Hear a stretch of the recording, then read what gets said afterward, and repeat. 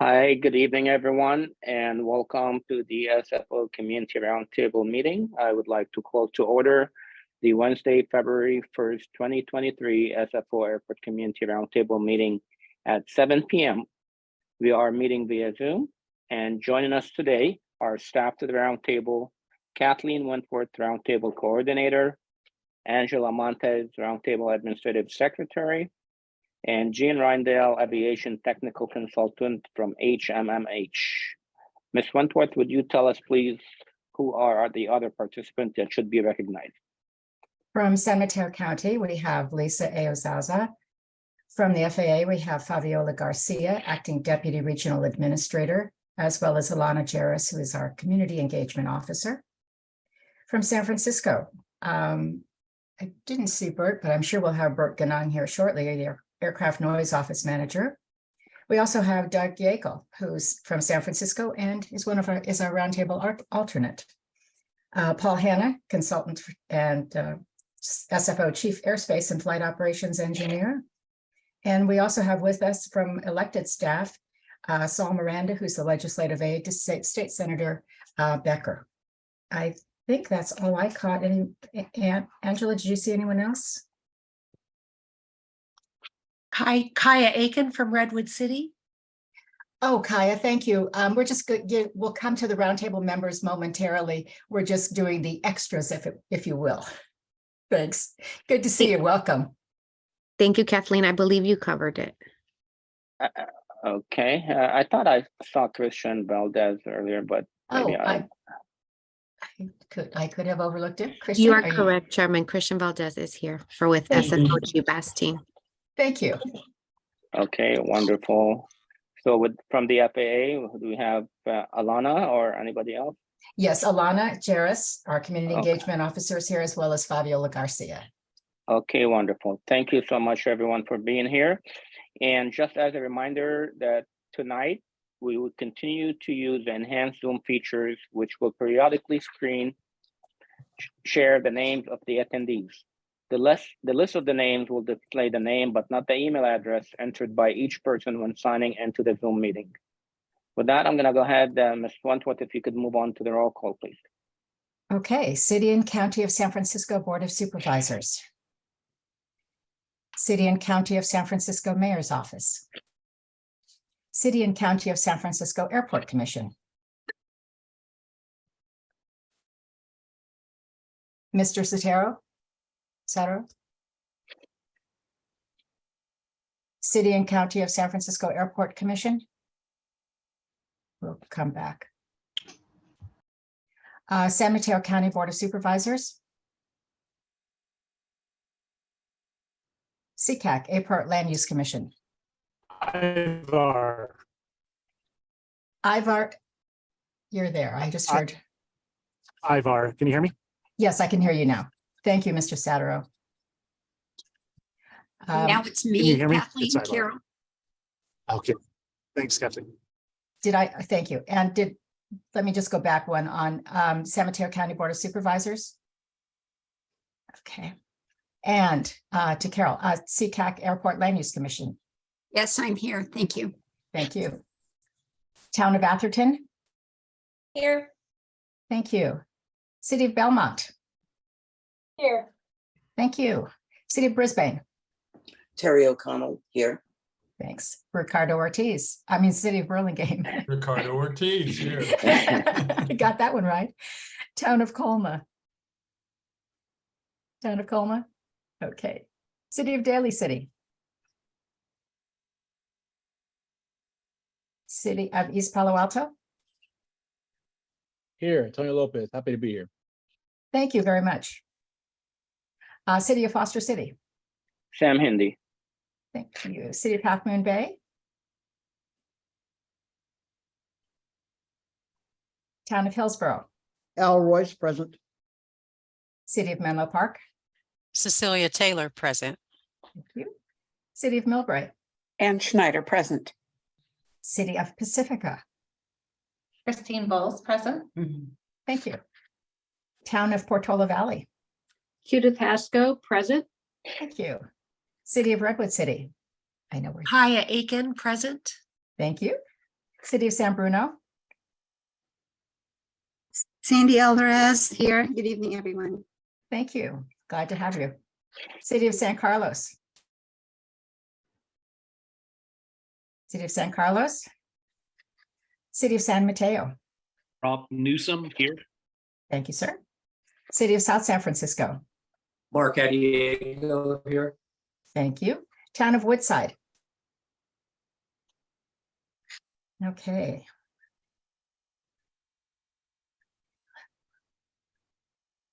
Wow, an overabundance of 17 people. You have a quorum. Thank you so much, Ms. Wentworth. Before we get started with the business of the meeting this evening, I would like to acknowledge that we are on the unceded ancestral homeland of the Hermitage Ohlone, who are the original inhabitants of the San Francisco Peninsula. As the indigenous stewards of this land and in accordance with their traditions, the Hermitage Ohlone have never ceded, lost, nor forgotten their responsibilities as a caretaker of this place, as well as for all people who reside in their traditional territory. As guests, I recognize that we benefit from living and working on their traditional homeland. I wish to pay my respect to acknowledging the ancestors, elders, and relatives of the Hermitage community, past, present, and future, and by affirming their sovereign rights as First Peoples. Thank you for allowing me to do so. And prior to moving to public comments, I would like to welcome the new members that joined us today for the Community Roundtable. New council members got that assigned. Quite a few of you, very exciting to have new faces, very exciting I'm looking forward to learning from all of you, and hopefully you could be an active participant in this Community Roundtable. It really benefits all of us. The more you participate, the better we all. I would like to welcome Councilwoman Stacy Holland from the town of Atherton, Councilwoman Robin Pang Managaris from Belmont, Councilmember Joaquin Jimenez from Half Moon Bay, Councilwoman Christine Bowles from Pacifica, Councilwoman Kaya Aiken, I'm sorry if I mispronounced your last name, from Redwood City, Councilwoman Sandra Alvarez from San Bruno, Councilwoman Pranita Benitez from San Carlos, and Councilmember Rob Newsom from San Mateo, Councilmember Paul Gold from Woodside. Excellent. Welcome all of you. Looking forward to working with all of you and for your contribution to this roundtable. Moving on to public comments for items that are not on the agenda. This is a time for members of the public to participate and provide their comments for items that are not on the agenda. If you would like to speak on item on the agenda, please till that item is being discussed. That would be the time for that. Now we're only taking comments for items that are not on the agenda.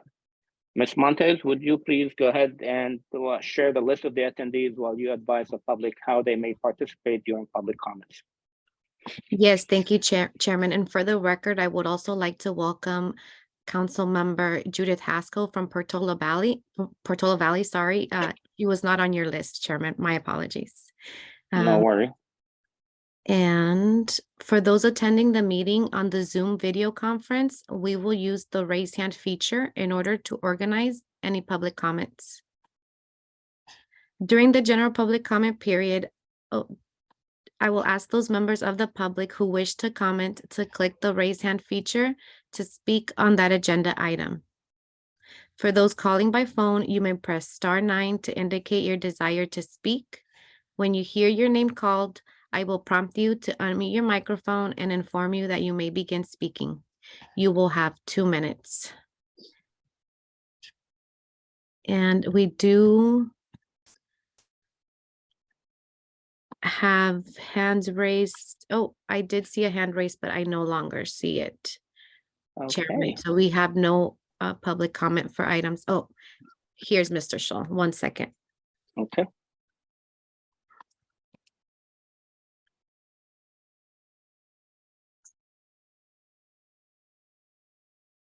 I thank you. I just wanted to bring up again a community request that the names of people on this Zoom call actually be available full time rather than these snapshots. Because if you miss it, you really don't know who's on. And, you know, in the interest of better communications between all of us, it really would be best to, not limit it to these snapshots, but just to put it on like most other Zoom meetings are, where all of the people know who's on and they can communicate offline or work together and things like that. Thank you very much. Thank you, Mr. Schul.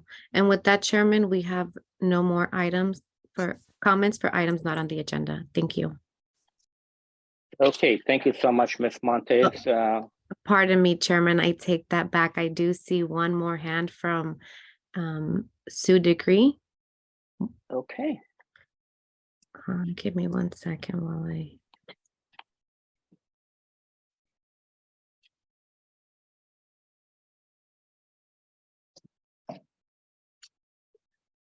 Go ahead. Hi, good evening, everybody. This is Sue DeGree. I have a long time on the roundtable. Just want to thank those of you who are hanging in there. I know it's difficult work and very valuable, as the chairman said. And for those of you who are new, you may have been told this is the worst place to be, or you may have been told this is the best place to be. But I hope you encourage your cities and your fellow cities that are absent to be present. I really encourage you folks to keep an active legislative committee. And I really appreciate all that people before us have done, and you're keeping it going. And yes, I know that nothing can happen too much without the congressional committee forcing FAA to do something. But without our voices, we have less of a chance. So thank you so much, all of you, for serving. thank you, Sue. It's good to hear from you. And as Sue mentioned, she has served on this body for quite some time, and her contribution were, very valued and appreciated. Thank you, Chairman. With that, we have no more hands raised for items not on the agenda. Wonderful. Thank you, Ms. Montes. With that, I'm going to go ahead and consider setting the agenda and taking action on the consent agenda items. Ms. Montes, do we have any members of the public that would like to speak on items 1 through 4? Thank you, Chairman. And if we can just give it a couple seconds, but at the moment, we do not have any hands raised for this item. Okay. Seeing no public comments on these items, I would close the public comments. And do any members of the roundtable would like to pull an item or have a discussion on an item that is on the consent? Let me pull my participant list in case I don't miss anyone. I see Member Schneider. Thank you, Chair Hindi. I'm happy to make a motion to approve with one question. If Bert has joined us, if he can talk about the director's report and when it will start showing low frequency noise. I checked both in November, December, it's still not there. If he could just report on that when he gives his update, that would be great. Wonderful. So are you making a motion? Yes, I am. Thank you so much. And the second from Member Ortiz. We have a motion by Member Schneider, seconded by Member Ortiz. Ms. Montes, Mr. Wentworth, would you please do the roll call? City and County of San Francisco Board of Supervisors, City and County of San Francisco Mayor's Office, City and County of San Francisco Airport Commission, Yes. San Mateo County Board of Supervisors, CCAC Airport Land Use Commission, Yes. Town of Atherton, Yes. City of Belmont, I'd like to recuse myself from this approving this consent agenda simply because I'm brand new to this process and I wasn't at the meeting, so I can't comment on the accuracy of the minutes. okay, I'll just an abstention. Thank you. City of Brisbane, Yes. City of Burlingame, Yes. Town of Colma, City of Daly City,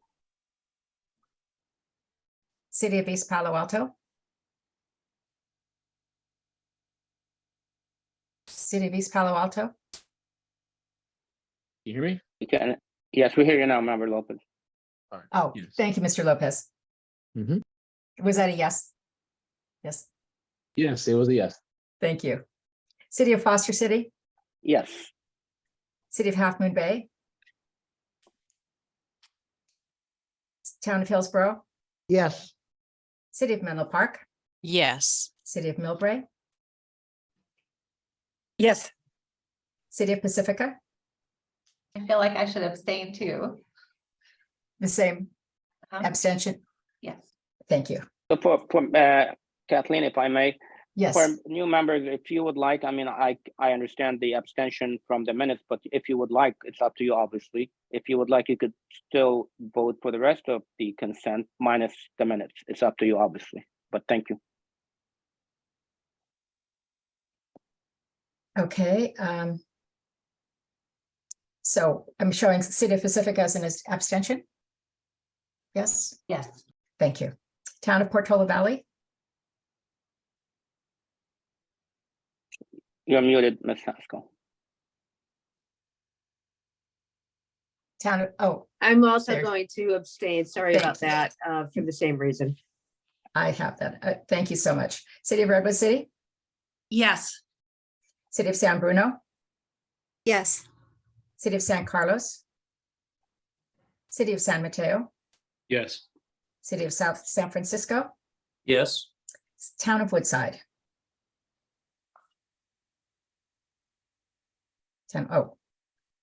Motion carries.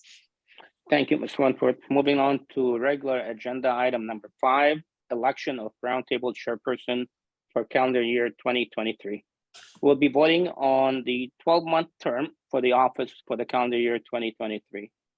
Before I open the floor for nomination, let me kind of a little bit explain the process for all of us so we're all on the same page. I will open the floor for nomination, and any Roundtable member may nominate a person that they would like to see as a chairperson for the 2023 calendar year. After getting all the nomination, we will call the vote on all the nominees. If it is Ms. Wentworth will call the roll for that. If anybody has any questions before we proceed. Seeing none, I would now open the floor for nomination for chair for the calendar year 2023. Chair, I'm sorry. We have so many brand new members. For those of us who are now long timers, historically, the chair and the vice chair have represented different parts of the county. It's kind of odd having both Foster City and Hillsborough as chair, vice chair, but we try to do north and south so that everybody is represented. And I just wanted the new members to know that. Okay, thank you. Mr. Chairman, Yes, sir. Mr. Vice Chair Royce. yes, I'd be happy to nominate Sam Hindi for his second year as chairman of the San Francisco Roundtable. I would be happy to second that, Mr. Chair. Thank you, Vice Chair, and thank you, Member Ortiz. Are there any other nomination for chair of the Roundtable for 2023?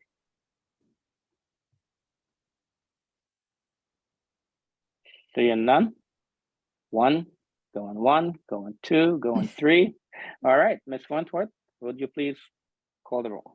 City and County of San Francisco Board of Supervisors, City and County of San Francisco Mayor's Office, City and County of San Francisco Airport Commission, Yes. San Mateo County Board of Supervisors, CCAC Airport Land Use Commission, Yes. Town of Atherton, Yes. City of Belmont, Yes. City of Brisbane, Yes. City of Burlingame, Yes. Town of Colma, City of Daly City, City of East Palo Alto, Yes. thank you, City of Foster City, Yes. City of Half Moon Bay, Town of Hillsborough, Yes. City of Menlo Park, Yes. City of Millbrae, Yes. City of Pacifica, Yes. Town of Portola Valley, Yes. City of Redwood City, Yes. City of San Bruno, Yes. City of San Carlos. Renita. City of San Carlos.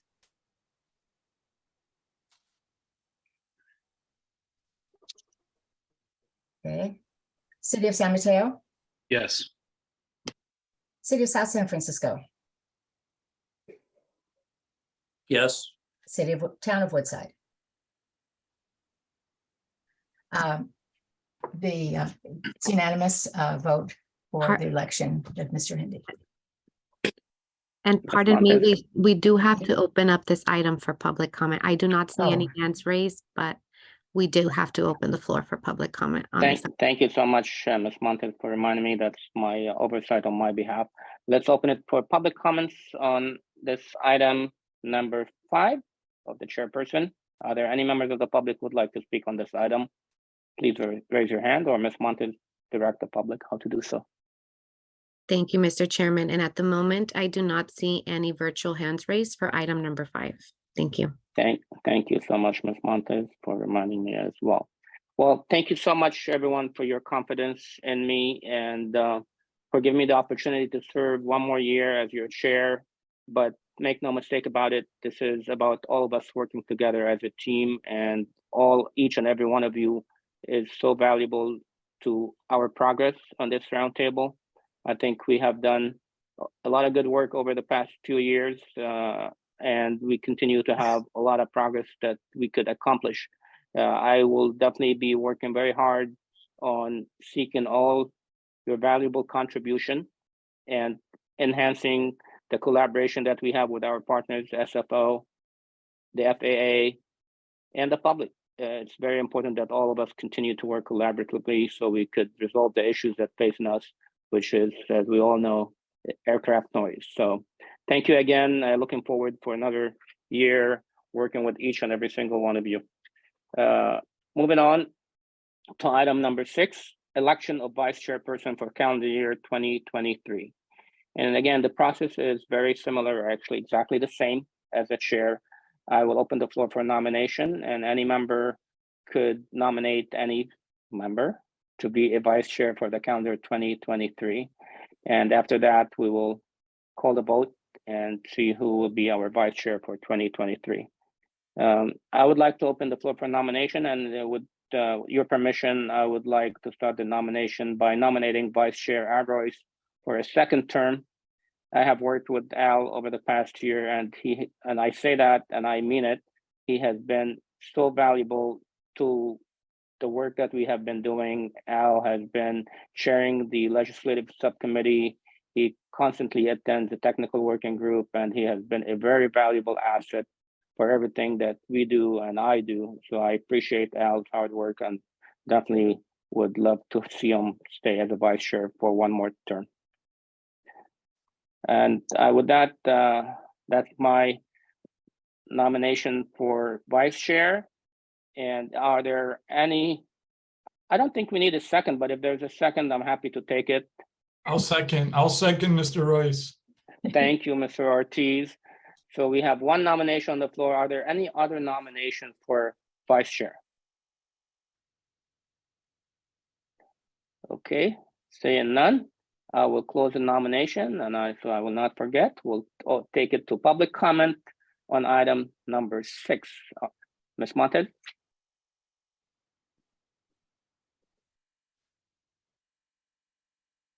Thank you, Chairman. We do not have any virtual hands raised for item number 6. Okay, thank you. Ms. Wentworth, we do have a nomination on the floor for Vice Chair Adrois to serve as a second term, nominated by me and seconded by Member Ortiz. Would you please take the roll call?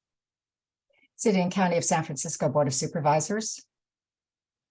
City and County of San Francisco Mayor's Office. City and County of San Francisco Airport Commission. Yes. San Mateo County Board of Supervisors. SeaCAC Airport Land Use Commission. Yes. Town of Atherton. Yes. City of Belmont. Yes. City of Brisbane. Yes. City of Burlingame. Yes. Town of Colma. City of Daly City. City of East Palo Alto. Yes. Thank you. City of Foster City. Yes. City of Half Moon Bay. Town of Hillsborough. Yes. City of Menlo Park. Yes. City of Millbrae. A very happy yes. City of Pacifica. Yes. Town of Portola Valley. Yes. City of Redwood City. Yes. City of San Bruno. Yes. City of San Carlos. City of San Mateo. Yes. City of South San Francisco, Yes. and Town of Woodside. Roll call is complete and the nomination is approved. Thank you. Congratulations, Vice Chair Royce. Thank you, Mr. Chairman. If I could say a couple words, Sarah, I'll keep it brief, but first of all, I do want to thank you and I want to thank the members of this committee for honoring me again by electing me as your vice chairman. I was a little concerned when you said we had public comment. I was afraid my significant other would call in and oppose it, but fortunately you didn't. But at any rate, I'm very pleased to be part of this committee. You mentioned earlier, I think this committee has done a lot of work the last few years and they've had a lot of successes, but there still remains a lot of challenges. And under your leadership and the leadership of the other members of this committee, I think we made great impact on those, but increased focus on aviation noise, on health, the night house expansion programs, the noise metrics, the authorization of FAA and our comments regarding it, I think are going to be critical. Probably as much as anything, the collaboration that we've seen the last few years with the other parties, the FAA and the SFO airport and the communities at large, I think has really been really promising and really beneficial for this committee. And I'm really happy for it going forward. I also want to note, if I just may take a minute, that we do have some challenges coming up, not just with noise, but also with respect to the air taxis, unmanned aircraft, what role we play in that. Supersonic planes are now coming back in vogue. We're going to have to figure a way to deal with that. And with the increasing use of technology and how that can play to our advantage. So I'm looking forward over the next year to be involved in all of that. So thank you again for the honoring me with your election. Thank you. Thank you, Vice Chair. Very well said. And thank you for highlighting a little bit of the work that we are doing and we will continue to do. Thank you so much. Okay. Moving on to item number 7 on our agenda, approval of resolution 23-02, designating regular roundtable meeting dates, time, and place for calendar year 2023. Regular meetings are scheduled on the first Wednesday of every even-numbered month at 7 p.m. and will be held virtually tonight as we are. And then beginning in our next meeting on April 5th, 2023, the meeting will be held in person at the Shitkuti room in Melbourne. This is where we used to meet prior to COVID. And I think the meeting should potentially be a little bit shorter, just we don't have to do a roll call. We'll get the vote and it'll be a lot faster. So that will save us some time. But no, on a serious note, it'll be nice to see all of you in person and be able to network with you and see you and get to know you a little bit better. That is that item. And before moving to the roundtable members, let me open the public comment for that. Ms. Montes. Thank you, Chairman. And as a reminder, if you're calling by phone, you may press *9 if you desire to speak. But Chairman, we do not have any virtual hands raised from members of the public. Thank you. Okay, thank you so much. I see 2 hand raised. First one is Member Schneider. Actually, Councilman Ortiz was ahead of me. Our council is back in person and we are instructed to still do roll call because of the hybrid nature. So staff just might want to check on that. We may still have to do the longer roll call. Okay, thank you. But I appreciate that attempt, Chair Hindi. Yeah, you're right, but hopefully, I don't know. It's my hope. Okay. Anyway, thank you so much for sharing that. Member Ortiz. And Mr. Chair, just for clarification, we will have some sort of a hybrid so that members of the public that are remote can still attend. Is that correct? That is correct, and I will touch on that a little bit later at the meeting and my chairman comment, but you are absolutely correct. So the intent is to have hybrid meetings for our regular meetings as well as the subcommittees, because quite frankly, I mean, if anything we learned from COVID and from doing virtual meetings, we have higher public participation, and that's something always helpful and always good for us in public office. So we will, that is what we're working on, to have hybrid meetings for the public to call in. As you know, members will have to attend in person. Great, thank you, Mr. Chair. Thank you so much for that question, very important, and clarification for members of the public that we look forward for you to participate in person, but if you cannot, we also have, you have the option to participate virtually and share your comments and thoughts with all of us. Wonderful. With that, I'm looking for, are there any other discussions or comment or questions on this? Okay, seeing none, I will entertain a motion to approve resolution 23-02 designating regular roundtable meeting dates, time, and place for calendar year 2023. So moved. Chairman. Oh, I'm sorry, I'll yield to the other person. No worry, I got one. Member O'Connell moved and looking for a second. Second. Second by Vice Chair Royce. Ms. Wentworth, we have a motion and a second. Would you please take the roll call? City and County of San Francisco Board of Supervisors, City and County of San Francisco Mayor's Office, City and County of San Francisco Airport Commission, Yes. San Mateo County Board of Supervisors, CCAC Airport Land Use Commission, Yes. Town of Atherton, Yes. City of Belmont, Aye. City of Brisbane, Yes. City of Burlingame, I'm sorry, yes. Town of Colma, City of Daly City, City of East Palo Alto, Yes. City of Foster City, Yes. City of Half Moon Bay, Town of Hillsborough, Yes. City of Menlo Park, Yes. City of Millbrae, Yes. City of Pacifica, Yes. City of Portola Valley, Yes. City of Redwood City, Yes. thank you, City of San Bruno, Yes. City of San Carlos, City of San Mateo, Yes. City of South San Francisco, Yes. City of Town of Woodside. Motion carries. Thank you, Ms. Wentworth. Next on our agenda is item number 8, subcommittee assignments and meeting frequency. To recap, and that's also for all of us and for our new members as well, there are 5 active subcommittees for the roundtable, which will be meeting virtually in February. And as we mentioned earlier, meeting will be in person beginning in March 2023 per the governor's order. I would like to draw your attention to page 36 in your packet. There's a chart showing the subcommittee meetings frequency for 2023. You will see that in 2023, the ground-based noise will meet 3 times per year. The legislative meets twice a year. The technical working group meets 5 times a year. And the work program meetings beginning in the April-May timeframe to bring a work program to the full membership at the June regular meeting. In addition, we have an ad hoc portable noise monitor replacement subcommittee, which is scheduled for 1 meeting during 2023.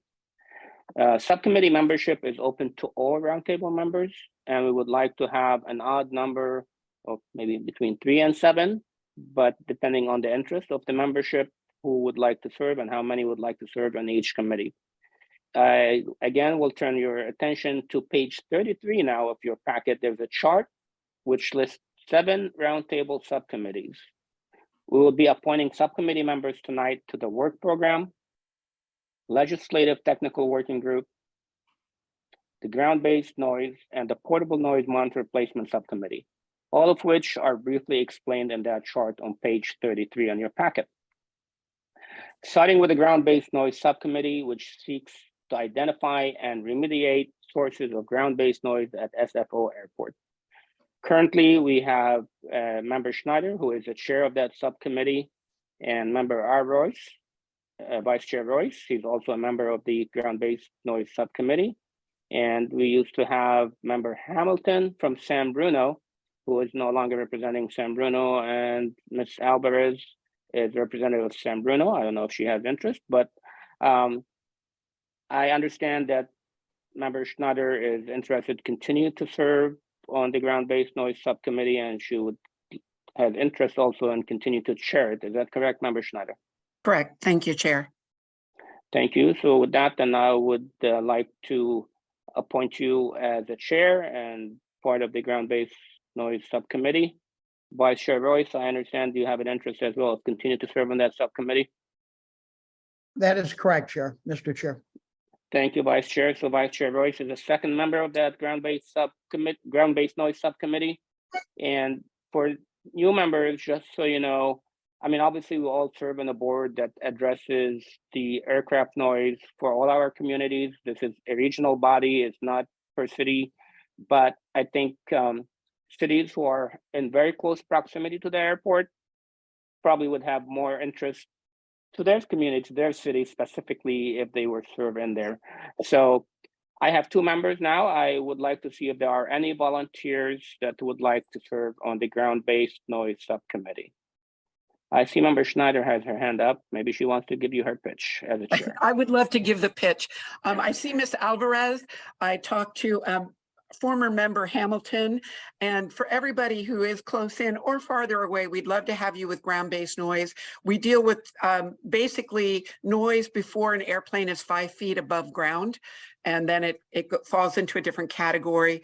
It isn't just close in communities, but for example, Brisbane is subjected to it. Daly City also hears the same kind of noise, but we would welcome everyone. And for all the new people, I'm happy to spend time one-on-one, or we'll all get together for coffee here in Millbrae, and I can point out the different sounds that you will hear. It's I've been on this roundtable 7 years, and I have a couple environmental science degrees, but this is complicated stuff, and it takes a while to really understand it. So there's no shame in asking questions. It's complicated stuff, but would love to have everybody, and always happy to spend time and explain stuff to you. Thank you. Thank you, Member Schneider. Member Alvarez.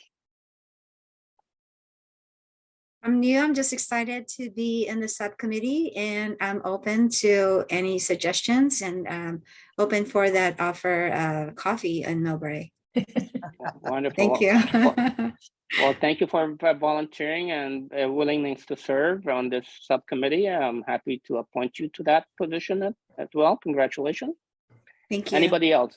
You're welcome. Thank you.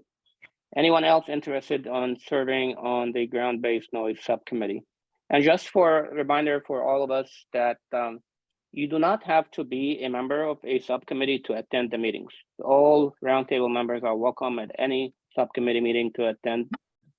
Membership is not required to attend, but we're getting membership because we do need to have members who are assigned to those subcommittees.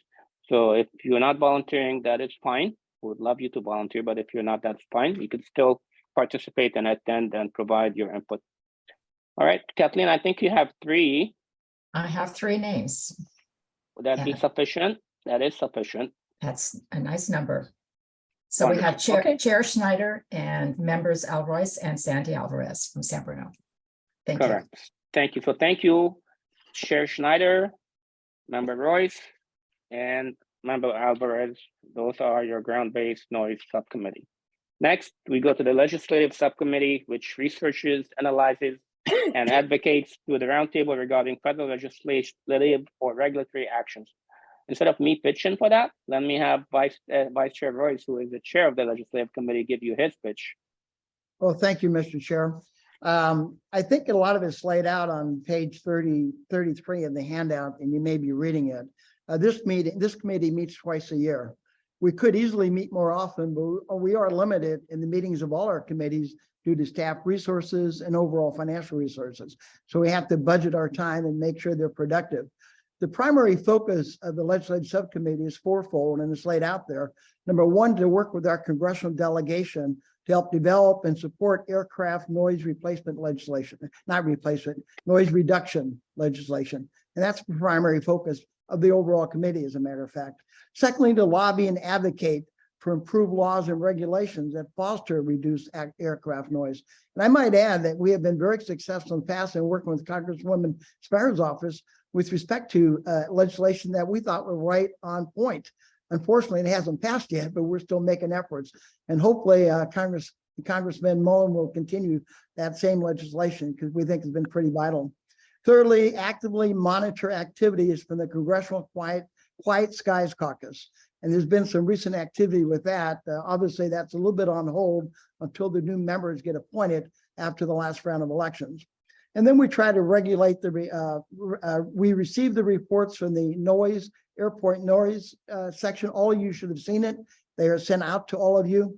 They're very interesting. And from that, there are certain points that we then take a special interest in. But by and large, Our purpose is to advocate and to help the membership understand what's going on legislatively that might affect what we do and bring it to your attention. We're in the process right now we'll be in the process of drafting a letter with our comments for the FAA reauthorization, working collaboratively, not only with the members of this committee, but with the public and with the FAA as well. We want to make sure that we're on point and we're being effective in what we do. So that'll be the primary focus over the next, clearly over the next meeting, maybe over the next year. So with that, Mr. Chair, I would urge all of you to give some thought to it. It's an interesting committee, particularly new members. I think you'd find it fascinating to understand some of the legislation and some of the obstacles and some of the challenges that we're facing with respect to this. Thank you, Mr. Chair. Thank you, Vice Chair Royce.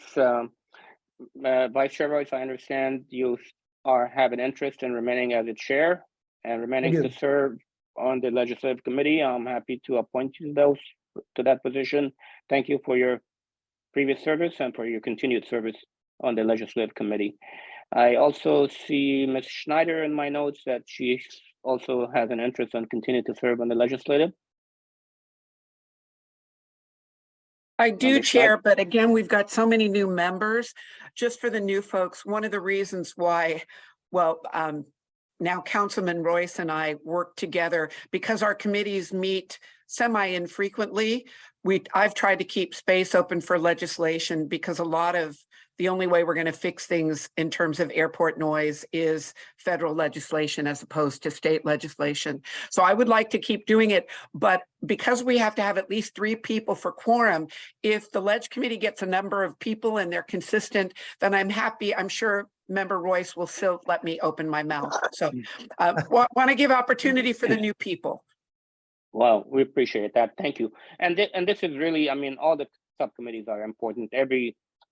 The roundtable is important. The subcommittees are important, but this is specifically important, as Member Schneider has mentioned. Your really legislation, the FAA is regulated by Congress, and that's really, and the FAA's mission is really what Congress tells them to do. So it's important for us to be active in any legislation that will happen to impact what the noise will be in our community and what the FAA will be tasked with and how they approach the noise. In the past, Congresswoman Spear, as the Vice Chair has mentioned, has been very active, and I'm sure Congressman Mullen will do the same. It meets twice a year, so it's not that much time commitment, and I urge you to participate in it. It's really important for really making an impact eventually, because at the end of the day, Congress really has the power to do so. Anybody interested in volunteering to serve on the legislative assembly? I see Member Schneider hand is up, and then Member Lopez. Member Schneider, is that your hand from the previous or no? No, I've recently been appointed to Cal City's Transportation, Communications and Public Works Committee, and in that capacity have put Title 21. This is California Public Resources Code Title 21, which deals with noise and how noise is measured at the state level. But again, I see all these new hands up there, and that's exciting. Just wanted to throw that out there that with my other hat now, I'll also be working on state legislation, specifically transportation related. Wonderful, thank you. Member Lopez. Yes, sir. Yes, Chair. I'd like to volunteer for the position. I'd love to take in a quick study, and would love the opportunity to try to see if we can get some of these congressional proposals passed, because it's great to have them on paper, but we got to make sure we're well equipped to advocate and lobby. I'm happy to volunteer myself for the position. Thank you so much, Mr. Lopez. We appreciate you, and we appreciate you volunteering. Next, I see Member Newsom. Thank you, Mr. Chair. I'd be very interested in learning more about this and taking an active role on the legislative team. Wonderful, thank you. And you obviously, I would love to see you there and participate, and looking forward to your contribution. Thank you for volunteering and for your service. Member Robin Pang Managaris. Pang Managaris, yes, I'd love to volunteer as well. It'll give me an opportunity to learn more. Wonderful. Thank you so much for volunteering. And so there you go. This is your legislative subcommittee, Mr. Vice Chair. It's grown bigger. Thank Congratulations. you very much, Mr. Chair, and I'm delighted at all of you who are joining this committee. I'm looking forward to it. And I really appreciate your interest in this. I will note in the legislative committee report in a few minutes, but our next meeting is February 23rd at noon. It's a 2-hour meeting, and we'll get you the logistics on that in the agenda. But thank you for volunteering and welcome aboard. Thank you so much. So, Ms. Wentworth, that's your subcommittee for the legislative. You have all the names that you need, correct? You know, Mr. Chair, I missed the last woman who spoke and I couldn't catch her Okay, from name. Belmont, Ms. Robin Robin, okay. Pons-Managares. Thank you very much for that. Yes, we have Al Royce, Ann Schneider, Antonio Lopez, Rob Newsom, and Robin from Belmont. Thank you so much. Wonderful. Thank you, everyone. Looks very exciting. Next subcommittee we're going to be appointing for is a technical working group. Again, on page 33, I'll very quickly go over what the technical working group does. And I'm going to read from page 33. Work with a technical consultant. The roundtable will evaluate options to advocate for improved nighttime flight procedures, evaluate the effective implementation of the nighttime noise abatement procedures. The committee will recommend next steps to the full roundtable.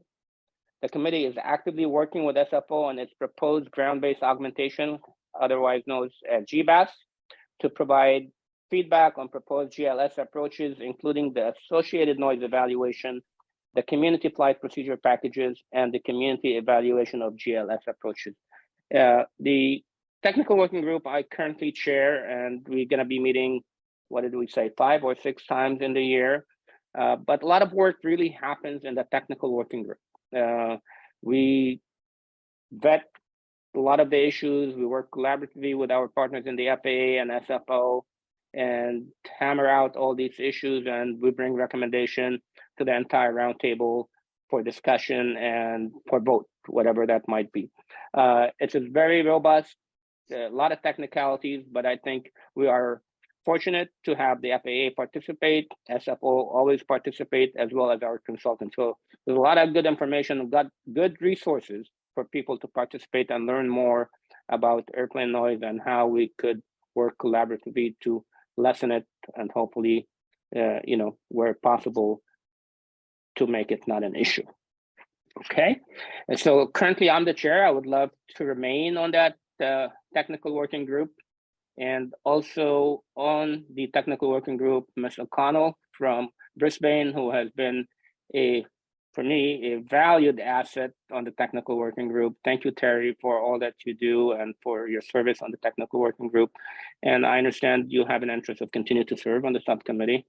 I do, and I'm happy to continue to serve as long as I'm not taking the place of someone new who would like to gain that experience. So if you have room for me, I'm happy to continue to serve. Absolutely, would love to have you remain, and we will make room for everybody who is interested, similar to what we have just seen at the legislative. We're going to open it up, and hopefully we have a lot of interest in serving on this subcommittee. Member Ortiz, he's also a current member, and I see your hand up. Thank you, Mr. Chair. If you'll have me, I'd love to stay on. I would love to have you. Thank you so much for your service. So we have Member Ortiz, Member O'Connell, and Member Hindi as currently technical working group. Anybody else would love to have you join us and contribute to the discussion and have your input and representation. I would say that, if I may, Chair Hindi, that it's important that we do have people from all areas of the SFO roundtable involved in this. So it would be good to have someone from the more southern counties because a lot of the issues we are dealing with have right at the moment is part of the GBAS landing approaches. And, I think that has a high concern for Menlo Park, East Palo Alto, and some of those southern cities. So it would be good to have participation from the southern end of the county also. So totally agree. Totally agree, 100%. So if anyone, I mean, again, anyone, but specifically if anyone in the South County would like to serve, please raise your virtual hand. I see 3 hands up, and I'm gonna go with Member Ortiz, then followed by Member Haskell, followed by Member Taylor. Okay, Mr. Chair, I just wanted to say this technical makes it sound really nerdy and really boring. It's actually quite interesting, and once you get to know the details, I think this is where we actually move the needle and make change that impacts people. So I would encourage you to join in and help us make things better for people in San Mateo. Yep, perfect. Thank you, Member Ortiz. Member Haskell. Hi, I just wanted to say I'm happy to serve as a representative from the South Bay and look forward to learning because I've got a lot to learn. No worries. I appreciate you volunteering, and you're right. There's a lot to learn, but there's a lot of resources as well. I mean, I know when I first got on the roundtable, so many acronyms, and I didn't know what is what. But believe me, there's a lot of help, a lot of resources between our staff. Kathleen is very capable and very knowledgeable. You have a lot of resources behind you, so don't worry. We appreciate you willingness to serve.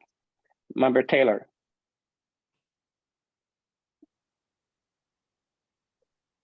Thank you, Chair. And I agree with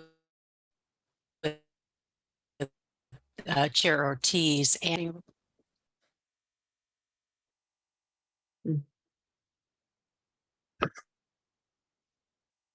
I'm having trouble hearing your audio, Member Taylor. I don't know if it's just me or that's everybody. It is, yes, she's no, cutting it's in and out. it's probably me. I'm checking to see what are the dates for the Oh, technical for the working technical group. Is it working group? Ad-Hoc? Yes. No, it's not Okay. ad hoc. No, it's not the Ad-Hoc. It's the technical working group is the one that meet the most. I believe, Kathleen, correct me if I'm wrong, 5 or 6 meetings in the 2023. 5. And dates, are those available to share with everybody? We have the first meeting set for March 21st. I believe it's at 4 o'clock. I don't have the exact time, but I believe it's 4 o'clock. Okay.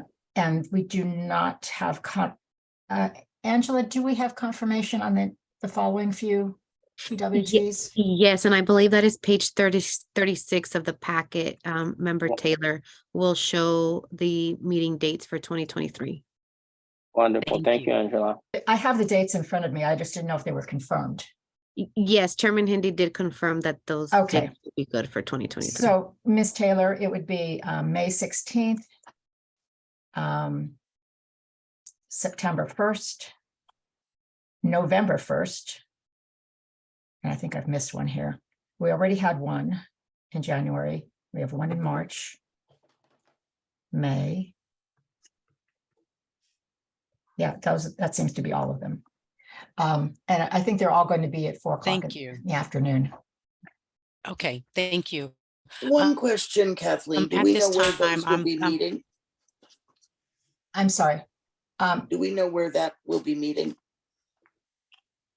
No, not confirmed yet. Okay, thank you. We're going to a lot of various locations for our hybrid meetings, and we have not nailed them all down. We've just got the dates ready to go. And I'm sorry, Ms. Taylor, I believe you were also saying. Thank you. Actually, Board Member O'Connell beat me to the question. I will continue.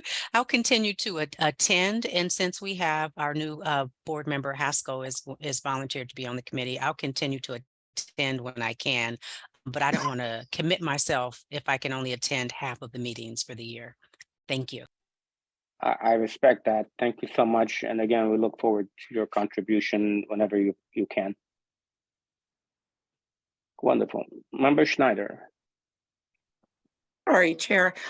Kathleen, you remember in the before times, we did alternate the technical working group between Millbrae and at the airport. And for all the new members, I got to tell you, it's pretty fun to meet at the airport. Sometimes we were in the museum in Terminal 2, and sometimes in that meeting room, I think in the back of Terminal 2 on that. So it's a new experience, and it lets people have access to what's going on. So just throwing that out there. Thank you for adding a little bit color. Okay, so Kathleen, I think you have your subcommittee for the technical working group. I have 4 names, Member Hindi, Chair Hindi, Member O'Connell, Member Ortiz, Member Haskell, and Cecilia Taylor as a drop-in when she can. Appreciate that. Thank you so much. Thank you everyone for volunteering and for looking forward to working with all of you. And again, reminder to members of the roundtable, feel free, actually you are encouraged to attend even though you're not a regular member, and we could always also have your input in there. So you're not just gonna be someone who's listening. We would appreciate your participation for any of the subcommittees. Okay, next we are moving on to Portable Noise Monitors Placement Subcommittee, which recommends SFO placement locations of their 4 community portable noise monitors. SFO has 4 for the community that this ad hoc subcommittee is tasked with recommendation and working with SFO as to where those are placed, what cities and what locations and so forth. Currently, we have Member O'Connell as the chair, and I understand Member O'Connell does not have an interest in remaining as a chair, but she wouldn't mind remaining as a member. Is that correct, Member O'Connell? You know, actually, when I answered Kathleen's email, I was not thinking about being chair of the placement committee. It was the technical working group that I didn't want to be the chair of. Okay. But again, I'm happy to abdicate to anyone else that would like to be on it, but I'm happy to continue in that role. Okay. I know that Member Taylor also expressed interest in serving on that subcommittee. Kathleen, can you provide me some little bit more information here on who else has contacted you? Who else has expressed interest on this? Our third person is no longer here on the roundtable, so we have no one else that's expressed interest. This is a committee that's only going to meet once during the year, so it's and I believe that meeting is in November. Let me double check that. November 12th, if that helps anybody. Okay. Probably midday, Okay. but we haven't said. Okay, so let me do this. Let me assign Member Taylor as the chair and Member O'Connell as a member, give Member Taylor the opportunity to lead that subcommittee, and Member O'Connell will be there with you. I appreciate your flexibility, Member O'Connell. And Member Taylor.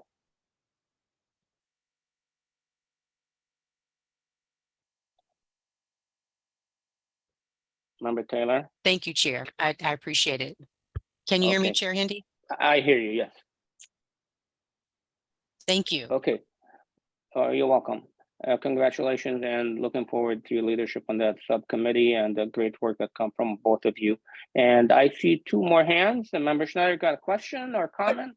I've got a question. If you wanted to have Councilwoman Bowles go ahead of me, that's fine. Yeah, exactly. Let me go through the assignment first, and then I'll get your question. Member Bowles. Yeah, I'm volunteering to take Mike O'Neill's place on that committee. Wonderful. Thank you so much. We appreciate you willingness to serve, and thank you. Okay, so you got 3. Anyone else would like to volunteer for that portable noise monitors subcommittee? Okay, seeing none. Thank you, everyone. And Member Schneider, your comment. I think this will be in my ground-based noise update, but would like to invite the ad hoc committee to have a portion of our March meeting. We're meeting in March, I think, because one of our next step is some testing of where sound is moving up the hillside. So ad hoc committee, please join us at the next GBN, and I'll work with your chair to give you time and space for that. Thank you so much for that. Okay, finally, the last one, last but not least, definitely, we will go to the work program subcommittee, which details the roundtable focus during the coming fiscal year. There's currently no members, and it will meet between, like I said earlier, between the time frame of April through May, and then we'll bring the recommendation for the entire membership for approval later in June. We're looking for 5 to 7 members. This will be one meeting a year only. And I would like to have at least, or probably 5 members if possible, up to 7. I would like to see who would like to volunteer. I would be happy to serve on that, and I would love to have someone to help us to work together on this. I see Member Taylor raising her hand. Thank you, Chair Handy. I would love to participate on it. Thank you so much. I appreciate that. Mr. Chair, I'm sorry, when is the meeting? We don't have a set date yet, if I'm not mistaken. Kathleen, correct me if I'm wrong, but somewhere in the time frame. We have a tentative May 2nd date. And once we didn't want to make it firm until we had a chair that could coordinate availability. But right now, we're looking at May 2nd. I'd probably be out of the country then, so I'm gonna pass. Okay. All right, I see Member Eakin. Yes, I'm willing to serve on that committee. Thank you. Thank you so much for your service and for volunteering. Looking forward to working with you. Thank you. Yes. Awesome. Member Royce? Let me unmute there. Sorry. Yes, I'd be happy to serve in that committee as well, Mr. Chair. Thank you, Vice Chair Royce. Appreciate that. Member O'Connell? I too would be happy to serve on that committee. Thank you. I appreciate your service. All right. Anyone else would like to serve on that subcommittee? I see Member Schneider with her hand up. Yes, me too. I would also say May 2nd is right after the Progress Seminar. So all new people, hopefully you're going to the Progress Seminar up in Santa Rosa. Okay, thank you. Mr. Chair? Yes. Vice Chair. I would note, just so that date on May 2nd, that falls, I think, within the Aviation Symposium up at UC. Yes. So we may have to adjust that date. It definitely does. Yeah. Okay. Thank you. Thank you for bringing that up. Yes. I'm sure staff will gonna have to take a look at that date. This is all tentative what they have written down at this point. Definitely. So we'll definitely fine tune it and share it. And as a matter of fact, now that we have the membership, so we'll probably send a doodle to make sure everybody is available at time that works for all of us. Yeah, yeah. Definitely will not be during the seminar. Yeah. Thank you for bringing that up. Member Schneider, you still have a comment? Nope. Sorry. Okay. Thank you. No worry. No problem. Thank you. Okay. So, Ms. Lunt, what do you have your subcommittee membership in there for the work program? So, Chair Handy, are you chairing this subcommittee as well? I would. Okay, great. So we have Chair Handy, Member Taylor, Member Eakin, Member Royce, Member O'Connell, and then I didn't know if Member Schneider, were you volunteering or just commenting? She said she did. Yeah. Okay. Yeah. Ground-based noise has to be at the table. And Member Schneider, that gives us 1, 2, 3, 4, 5, 6. Pretty good. Okay, thank you so much. Thank you again to everyone. So this is really the last one, and I appreciate everyone's volunteering and looking for a robust discussion at each and every subcommittee. And hopefully it'll be very productive for all of us. Thank you again. Moving on to public comments on item number 8, Ms. Monken. Thank you, Chairman. And for the record, I would like to welcome and note that Member Pranita Venkatesh from San Carlos has joined the meeting. And we do not have any virtual hands raised for this item, Chairman. Thank you. Thank you so much. With that, I'm going to then close public comments for item number 8. Any members would like, basically looking for a motion to approve the subcommittee assignments and subcommittee meeting frequency for calendar year 2023. Motion to approve. Motion to approve by Member Taylor. Is that correct? I'll second. Yes. Newsom. Second, Member Newsom. Ms. Wentworth, you have a motion by Member Taylor, second by Member Newsom. Roll call. And for the roll call, City and County of San Francisco Board of Supervisors, City and County of San Francisco Mayor's Office, City and County of San Francisco Airport Commission, Yes. San Mateo County Board of Supervisors, CCAC Airport Land Use Commission, Yes. Town of Atherton, Yes. City of Belmont, Yes. City of Brisbane, Yes. City of Burlingame, Yes.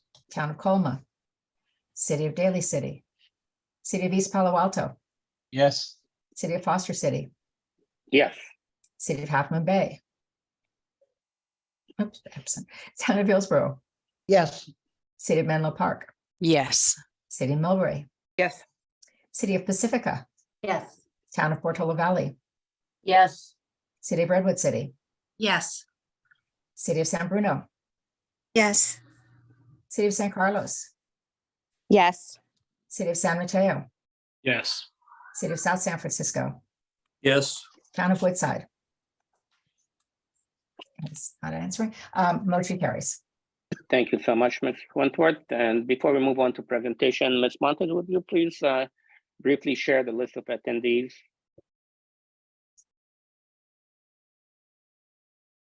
Yes, give me 1 second, Chairman. No problem. I'll take a sip of water while you're doing that. Mhm.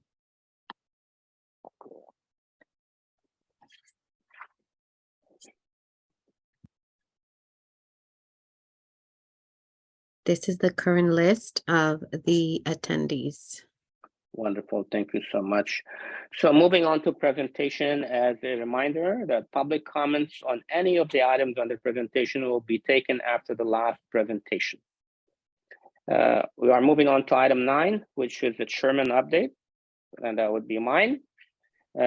New members, all new members will be receiving a copy of new member packet later this week. And I believe Kathleen and staff will be sending this also to the current members to have it handy. Is that correct, Kathleen? Yes, indeed. Okay, and for new members in the past pre-COVID, we used to, I know when I got on the roundtable, we got a tour of the San Francisco Noise Abatement Office, and Bert Ganong, the manager of the Noise Abatement Office, really provided a presentation, a lot of valuable information on the Noise Abatement Office and how it works and how to get information and who to contact and so forth, as well as the TRACON tour. So staff is, I believe, is working on this. I don't know if that is something going to be feasible this year, but I know staff is working on it. So stay tuned for more update on that. And you'll also be Noise 101 that will be coming out soon as well, that provide a lot of information, valuable information. But most importantly, for the new members, what you need to know that really there are a lot of resources available to you. Please feel free to reach out to me directly if you like. Kathleen has a lot of knowledge, like I said earlier, and she's more than happy to provide you, to answer all your questions, provide you with the information that you need. Our goal here is to really provide you all the information that you need to make you an active participant on this roundtable, and to be, we would love to get everybody's input and everybody's ideas and thoughts on how we move forward. So please do not be shy to ask questions. There's a lot of information, a lot of acronym to learn, but I think it's readily available, and just, again, we're here for you, okay? So don't feel intimidated in any way, shape, or form. The next item on my report is the in-person meetings. As we mentioned earlier, beginning March 1st, 2023, regular roundtable meetings and subcommittee meetings will return to the in-person format. The regular roundtable meeting venue will return to the Chattahoochee Room, courtesy of the City of Millbrae, and MCTV will provide technical audio and video services. For roundtable meetings, regular meetings, we intend to supplement the in-person meetings with an option for the public to participate remotely. Members are required to participate in person as detailed in the new Brown Act meeting regulation. I'm sure you all received that from your cities and city attorneys as to how it is. The same rules and same regulation applies to the meetings of the roundtable. We also intend that our subcommittee meetings will meet in a suitable meeting rooms equipped for hybrid meetings.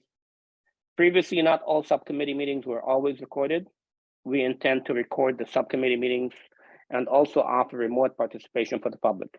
As I mentioned earlier, when Member Ortiz raised the question, we really want the public to continue to participate, and actually we encourage the public to participate. We believe your participation is very valuable to the work that we do. And we learned that having the option of providing you, having the possibility to provide you with the option of participating virtually, it gives a lot of more access to the public, and we would like to keep that. And this is what we are going to be doing. Members of the public are welcome to participate in person as well as virtually if you like. The next item on my report is the FPPC, the Roundtable Conflict of Interest Code.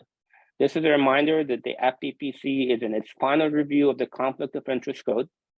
We expect the first set of Form 700s to be due in approximately 2 months. So the exact due date will depend on when we get the final approval from the FPPC. Deputy County Attorney Lauren Carroll will circulate a note as soon as she knows when the due date. Links to the FPPC resources are located on the SFO-roundtable.org website under resources, and then if you click on California Fair Political Practice Commission, that will get you the link for the information. It's not, the 700s are not different from what you file for your city council, but this is something new to the roundtable. Again, our county attorney will provide you with a memo as once she gets the update. Next item that somebody mentioned earlier, I think the vice chair, the Aviation Noise and Emission Symposium, which will be held May 1st through May 3rd in Davis, California, and UC Davis. Its stated purpose, as it's stated by the symposium, to share groundbreaking efforts being undertaken by elected officials, airports, consultants, communities, and the FAA to mitigate noise and environmental impacts of aviation. The symposium creates an environment that welcomes diverse points of view and offers opportunities for collaboration and increased communication across stakeholder groups. The SFO Roundtable budget includes line items sufficient to permit several Roundtable members and the Roundtable coordinator to attend the conference. This year, the conference will be held in person, but also allows virtual attendance at a lower registration price. On a personal note, I attended this symposium virtually last year and found it to be very informative, to be honest with you. I learned about upcoming issues that the Vice Chair Royce touched a little bit on, whether air taxi and other technology that might be coming that will it'll be interesting for us to start looking at and figure out how that will impact our communities. So I encourage you, if you have the time, to attend, and the staff will be sending out an email with more details on the roundtable to all roundtable members tomorrow, so you can indicate your interest in attending the symposium. Since we are limited by budget, so this is very important, registration for virtual attendance will allow the most members to attend. If there's high interest, priority generally goes first to subcommittee chairs. That is my report. Any members have any questions or comments on my report? Seeing none, thank you very much. Moving on to item number 10, Airport Director Update. Airport Director Ivor Sotero will give us an update, followed by a report from SFO Airport Noise Office Manager Bert Ganong, and then Chief Space and Flight Operation Engineer Paul Hanna. Director Sotero, welcome. Good to see you, and the floor is yours. Thanks, Chair Hindi. Good to be with everyone tonight, and certainly welcome to the new members. And you'll get to know our staff at the noise office at SFO, and they are also incredibly helpful, and you should feel free to reach out to our team, and incredibly knowledgeable and helpful and insightful. So please use them as a resource as well. Some updates for SFO, and I'll say we finished 2022 strong in terms of reaching about 85% of our pre-pandemic passenger levels. Flight operations lagged behind, which is a good thing. And we were at about 70% of flight ops versus 85% passenger recovery. And so we're finding a trend of larger aircraft into SFO, fuller aircraft. And that is certainly a benefit to the communities with less operations, but still bringing more folks into our region. There's a number of new flight activity that is coming up, particularly with the opening of China's border last month. And we're seeing a lot of interest from Chinese airlines to resume flying to SFO. Details are still being worked out and we'll certainly keep you posted, but a couple other airline operations that will start service. Breeze Airways is a new domestic carrier for us, and they'll launch Cincinnati 2 times a week starting February 8th. It's an A220 and it arrives 11:45 a.m., departs 12:25 p.m. Level resumes service to Barcelona 3 times a week on March 26th. It's an A330, arrives 5:50 p.m., departs 7:55 p.m. United Airlines will resume Shanghai service 4 times a week, starting January 8th. It's a 777 arriving 3:35 p.m., departing 10:40 a.m. United also resuming Paris flights on Feb 9th, and also a 777 arriving 11:45 a.m., departing 1:50 p.m. United to Hong Kong service resuming March 3rd, 777, 8:40 a.m., 10:40 p.m., 8:40 arrival, 10:40 p.m. departure. And also United resuming service to Amsterdam March 26th, and another 777 arriving 4:55 p.m. and departing 2:40 p.m. Runway closure. We do have an upcoming construction project for runway 1 left. We will be closing runway 1 left for 8 weeks, starting in the spring, March 27th. It will close and there's an 8-week construction period, and we intend on reopening 1 left on May 26th, just before Memorial Day weekend. We're also going to be closing 1 right to avoid the active takeoffs and landings near the work area. And so what's the difference to the community?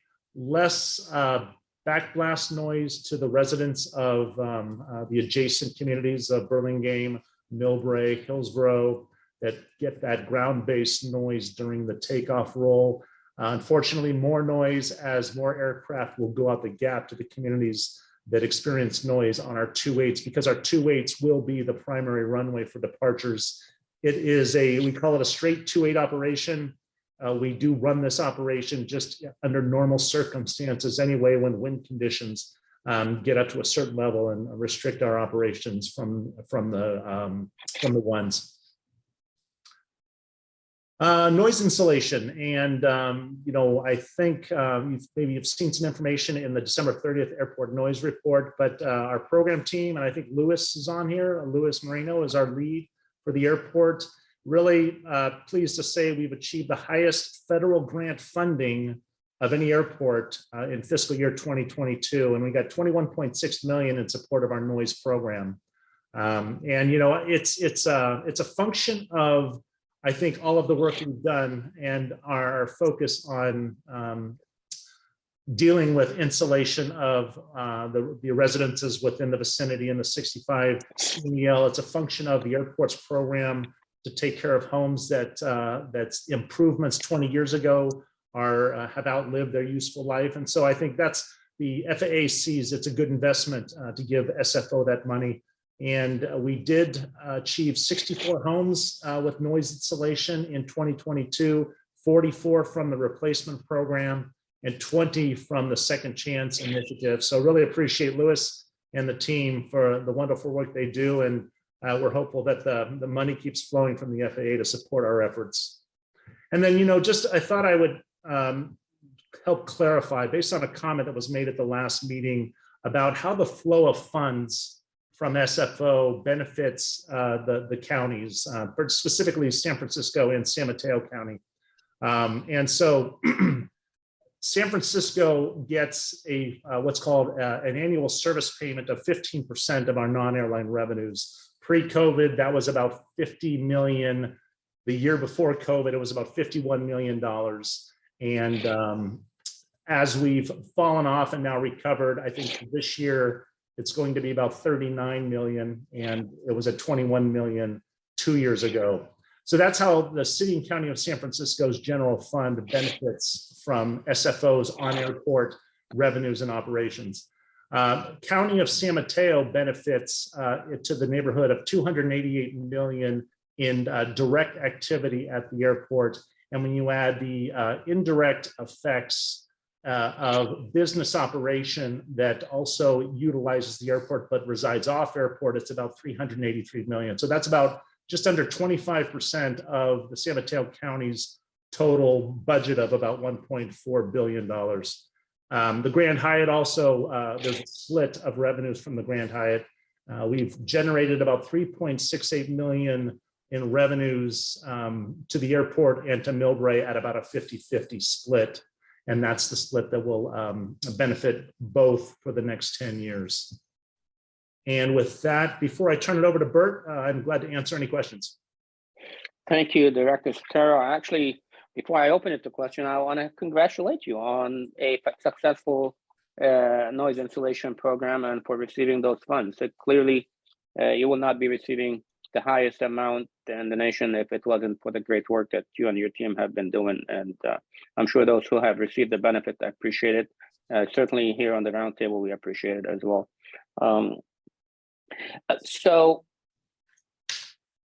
you don't have a question. I have a question for you very quickly. I mean, just out of curiosity, you don't have a percentage similar to what you did on the SFO city and county, 15%.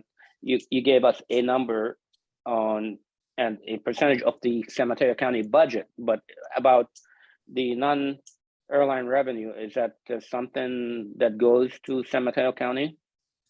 No, that it's under sales tax. The largest proportion is sales tax that goes to San Mateo. Got it. From spends at SFO. Got it. And that 288 million that was pre-COVID, or that's the current that you mentioned would be direct activities? Though that was pre-COVID numbers. That was the 2019 numbers. Got it. Got it. Any idea what is that today? I mean, is it like the same percentage, similar to what the drop in County of San Francisco? Yeah, you could scale that back and say if we finished the 85% of passenger returned was for the month of December, we're about, for calendar year 2022, we're at about 75%. So if you took 3/4 of that number, that's probably a good figure. Wonderful. Thank you so much for your report. And let me open it to the membership. I see Member Schneider, followed by Member Lopez, and then followed by Member Eakin. Thank you, Chair. Thank you, Director Sotero. Question, you said 3.68 million is the TOT, the transient occupancy tax from the Grand Hyatt, and that's split between SFO or SF and Millbrae. But I think you meant the County of San Mateo, didn't you? Millbrae doesn't get any of that TOT. Yeah, thanks. You're correct. It's San Mateo County.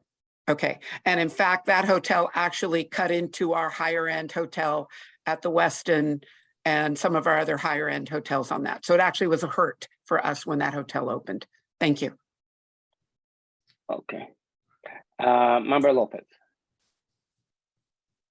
Yeah, Mr. Sotero, thank you for the report. Just one quick question. Could you elaborate, just clarify for me the, you made a distinction between the direct activity and then overall revenue between the San Mateo component. Could you just elaborate what you mean by direct activity? That was, can you factor in that with regards to the money earned? Sure, yeah, it's a function of the business activity that occurs off airport, but relies upon the services at the airport. So cargo operations and things like that, and catering deliveries and food and beverage and those kinds of things. Gotcha. And then my only follow-up question or favor is, would it be possible to share that information with the board via electronically so we can see it in paper? I don't know if it's publishable or if it's internal, but I find it quite useful to sort of get a real palpable sense of the impact. Yeah, we do an economic impact report, and we'll be glad to share that with you. Okay, Member Eakin. Yes, thank you, Director. As a colleague of mine worked at the San Mateo County Visitors and Hotel Hospitality Board during COVID, and I sometimes overheard how difficult it was for all those hotel folks with COVID and no one traveling. And so comparing how robust your numbers are this year to what they were during the height of COVID, I'm just really heartened to hear that your business is coming back, and congratulations to you. I just am honing in on the same question that a couple of the other folks have been honing in on. And I didn't major in math, so I appreciate your patience, but as I'm understanding it, there's a payment to San Francisco of 15%. So that's like money that is handed to them. And then in terms of San Mateo County, the numbers that you were talking about were percentages that we get because of taxes, of just business activity, but there isn't an actual payment from the airport to the county. Is that accurate, or am I way off? No, that's correct. That's correct. It's just a function of San Francisco gets no sales tax from any of the operations at SFO. What they get is that annual service payment. That was negotiated back in 1983, I believe, as a grandfathered airport that allows the airport to make that payment to the city and county of San Francisco. It's one of very few airports in the nation that have that stipulation. San Francisco also would get, though, ancillary taxes and stuff because people fly into San Mateo County, San Francisco Airport in San Mateo County, and then go to hotels and taxi cabs and restaurants in the city of San Francisco too. Yeah, and with San Mateo and San Francisco, those are whole different numbers, and those are, when you start to look at that, you're talking about $60 billion of impact. That's a whole different scale of what would be considered the benefit of travel into the region. That is also part of the economic impact report. Well, fantastic. Thank you so much for this report. Thank you. Wonderful. I don't see any more hands from members of the roundtable. Thank you, Director Sotaro. Very helpful report, and appreciate you being with us. Okay, Mr. Ganong, just before I turn it over to you, Member Schneider, I believe, mentioned that she would like to have you touch on something in your report. Please go ahead and proceed. No problem, sir. I think we were asked about the low frequency added to the director's report. And we'll Correct. get into that in just a moment. So making sure that we have the correct images up instead of the presenter screen, we have the screen for the audience. Wonderful. Looking right now at the noise insulation program update. The replacement initiative and the second chance, which we've been reporting on to now. We're now doing the expanded eligibility initiative as well. Looking at the total potential eligible properties across the board, and the numbers are remaining the same there. We have the total applications received. Didn't see any change there. We looked at the current units in design phase, those were increasing. The current units in construction, you can see under the replacement initiative, we have none at the moment, but we have 62 constructed and the satisfaction rate's at 82.50. Under second chance, we have 4 in construction and the 64 constructed with a 97.33 satisfaction rate. The newest one, the expanded eligibility, we're looking at the testing rates at 51 properties tested and number of design visits scheduled for the month at 20. We've repeating ourselves with this one, but just want to make sure that everybody's aware. Completion of the second chance initiative. The 3.0 million with 2.4 million on the FAA grant, 600,000 of the airport funds. Insulation of the 19 eligible homes that have never been treated before. And that does carry the note, which requires the inspection, acoustical tests for the eligibility. We're also looking at the interior noise levels greater than 45 decibels, meeting all other eligibility requirements the FAA has for the program to receive the treatment. The reinstallation, the new initiative started by the FAA in federal fiscal year 2022, carries a total budget of $12 million, with the FAA having the lion's share of that one at 9.6, the airport carrying 2.4 million.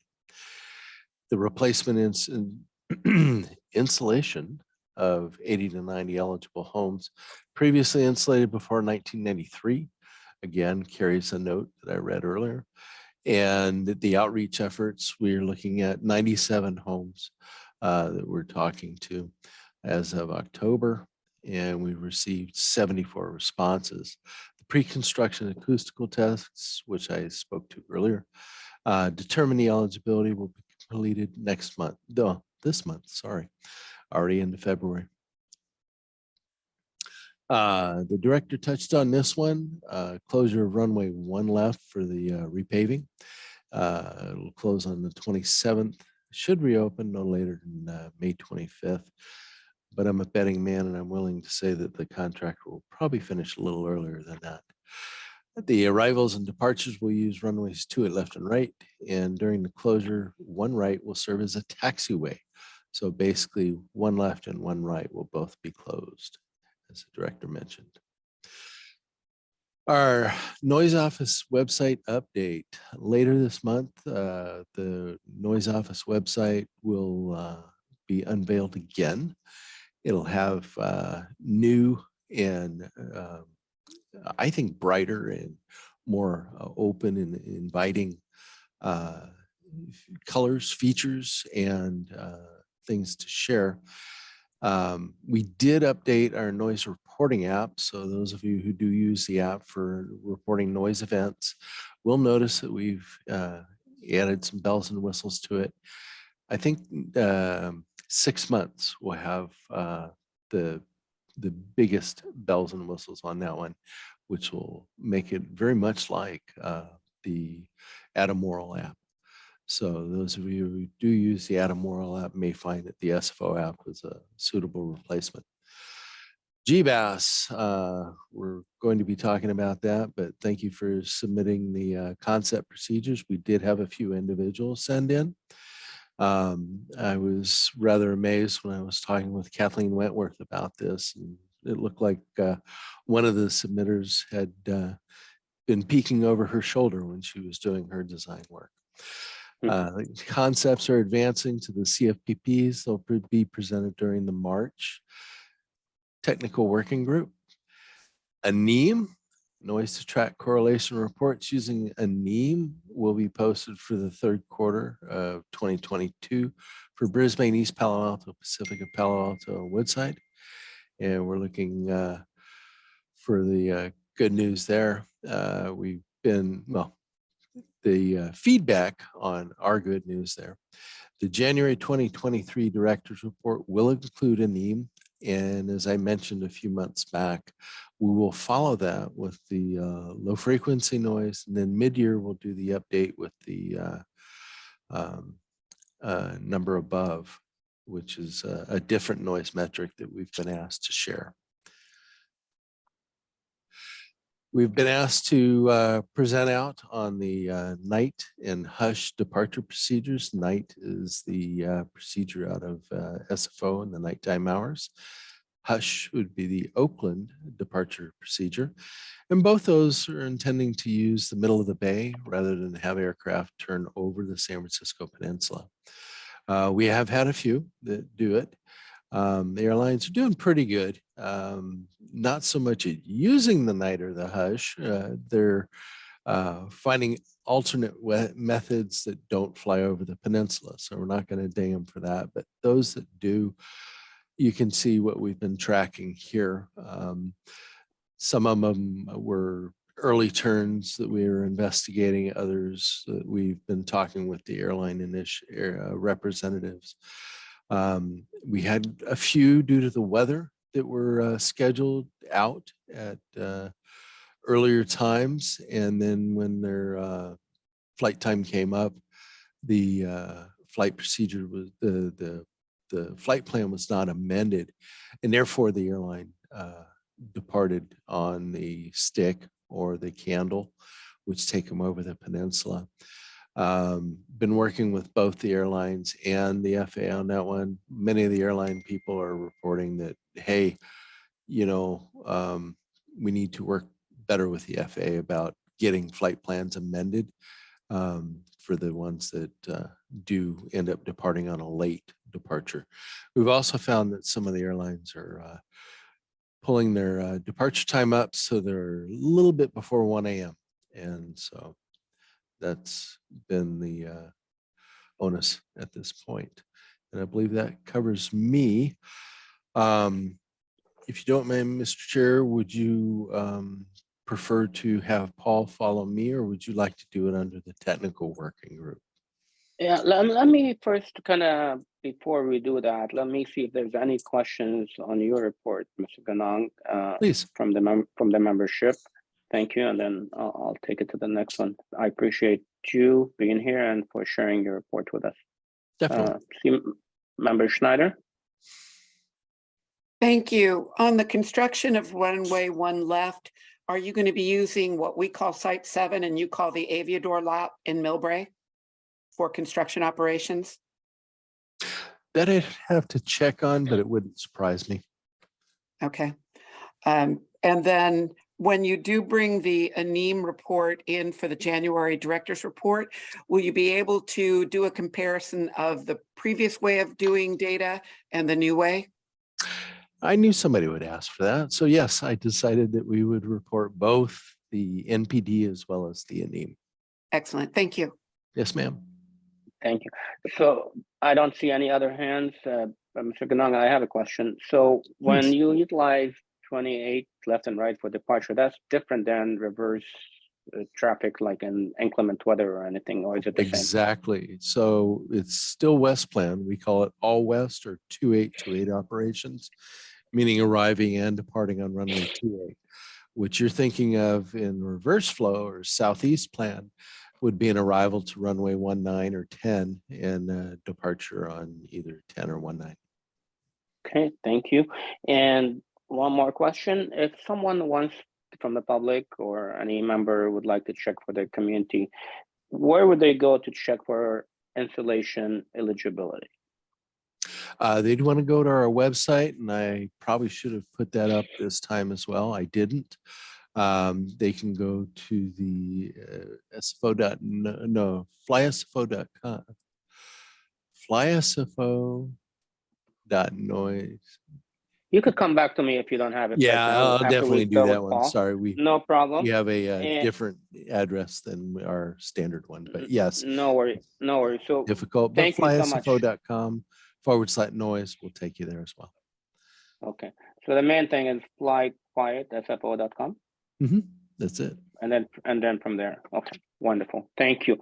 So thank you so much. Anyone else before I move on? Mr. Ganong, thank you again. I don't see any hands raised.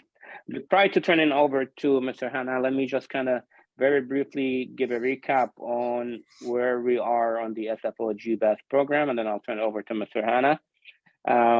As you know, the SFO GBAS team continues to work towards future quieter SFO flight arrival procedure. After the November technical working group meeting, the roundtable at the December meeting submitted 10 concepts that Bert was alluding to the SFO GBAS team for their review. I would like to take a moment to acknowledge SFO and the SFO GBAS team for the rapid processing of the 10 roundtable concepts. This involved a great deal of technical analysis, research, and discussion for each of the 10 roundtable suggestions. The GBAS team came back at the January technical working group meeting with their initial feedback, which you will hear about tonight. We appreciate the GBAS team coming to our meeting tonight with an abbreviated version of the initial feedback of the roundtable suggestion. During the technical working group that we talked about earlier when we were assigning the subcommittee, the presentation goes into a lot of more details, and we go back and forth, and really we kind of we get to understand all the minutia of it. But here we have Mr. Hanna. He was gracious enough to come back and present to you an abbreviated version of it. But if you, after his presentation, if you have any questions, please raise your virtual hand, and he'll be more than happy to answer those questions to the best of his ability. With that, Mr. Hanna, welcome. Good to see you again. And please, the floor is yours.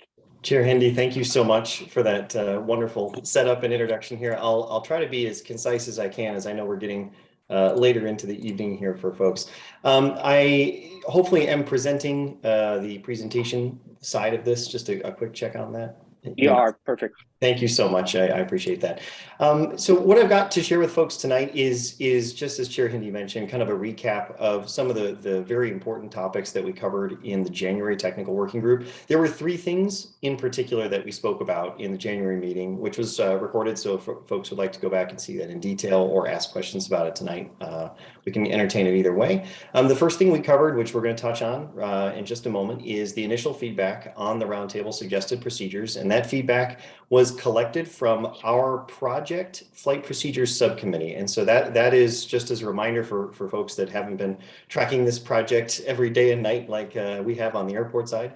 We have a flight procedures subcommittee that is comprised of members of the FAA from various disciplines like the flight procedures team, flight standards, the NavAids folks, different representatives from air traffic, from the tower, the TRACON, the district, etc., along with airline representatives from aircraft manufacturers, and from Honeywell themselves. And all of those folks are what have enabled us to succeed at finding innovative procedures that we believe will achieve our project goals, number one of which is noise reduction here for all the residents of the Bay Area. And it's that flight procedure subcommittee that had a chance to look at those suggested procedures, and we're going to give some of that feedback here tonight.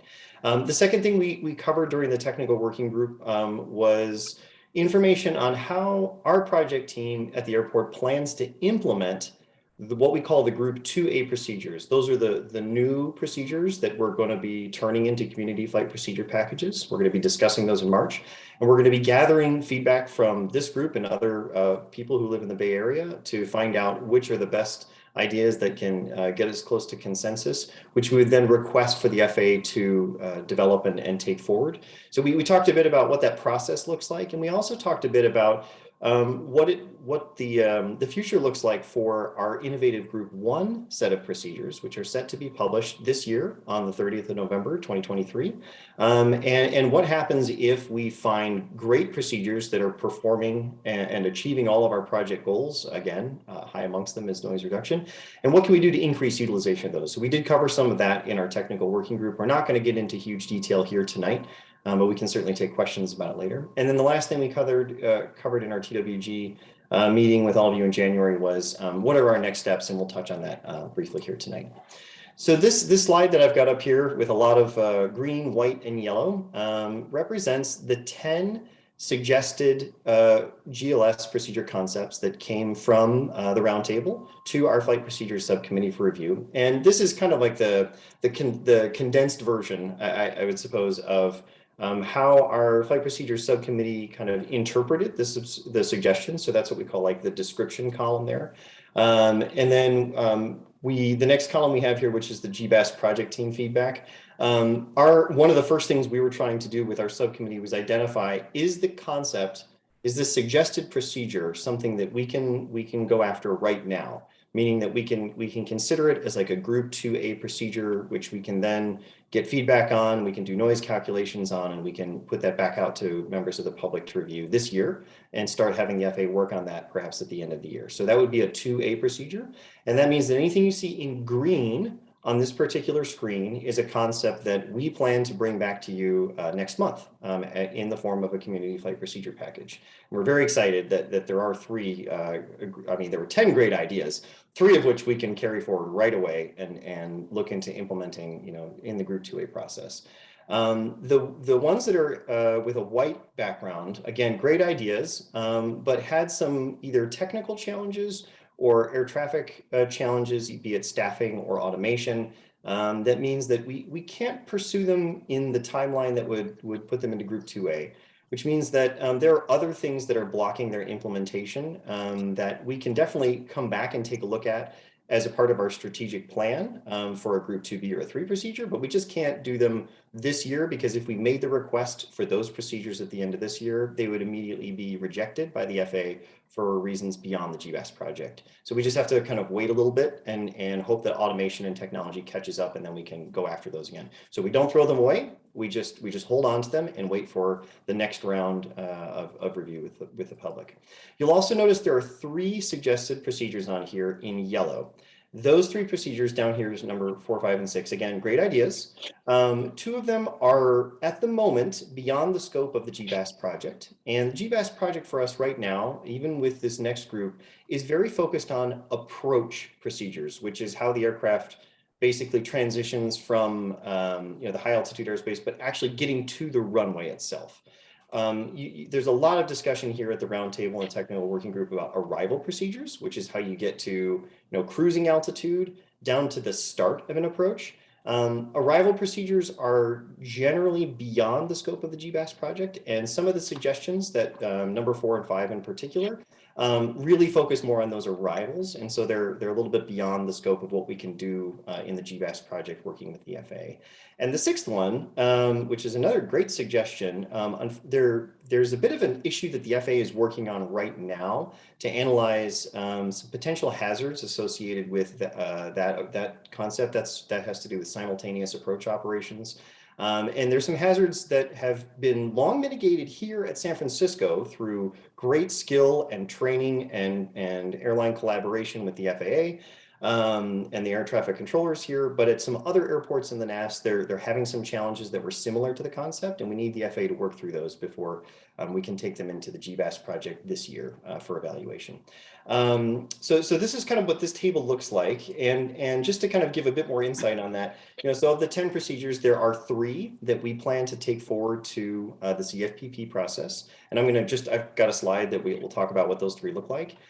There were 4 procedures. And I mentioned kind of at a high level that there are ATC and automation constraints. Really, the common element for those 4 procedures that we need to look at maybe in the future is that they involved either a direct tie-in to the Pirate arrival, which comes in from the Pacific, and the Bodega, we sometimes refer to it like the Bodega West arrival. And at the moment, and we went into this in great detail during the technical working group, ATC for the Bodega West really needs the flexibility to vector aircraft to create the safe separation necessary. So, creating an instrument approach that replaces vectors is actually not advantageous today in today's kind of air track environment. Perhaps in the future, there could be some different ways to go after it. And so we're putting that in the 2B bucket. And then we also learned that there's some challenges with the current Pirate arrival that need to be resolved before we can start trying to connect approaches to it.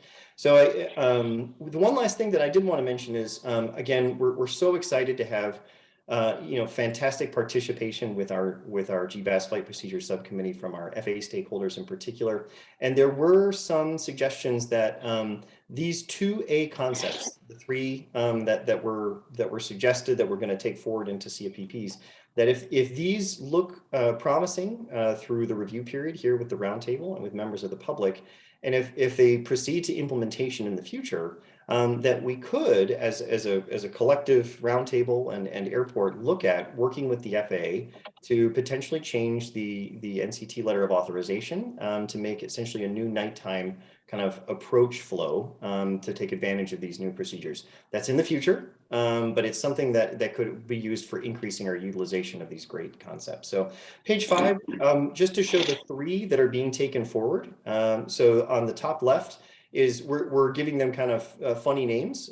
This is not the official FAA designation because we're doing this work in advance of the FAA's normal production cycle. And that's because we want to make sure that all of you have a chance to see the calculated noise that may come out of these before the FAA does its own NEPA process.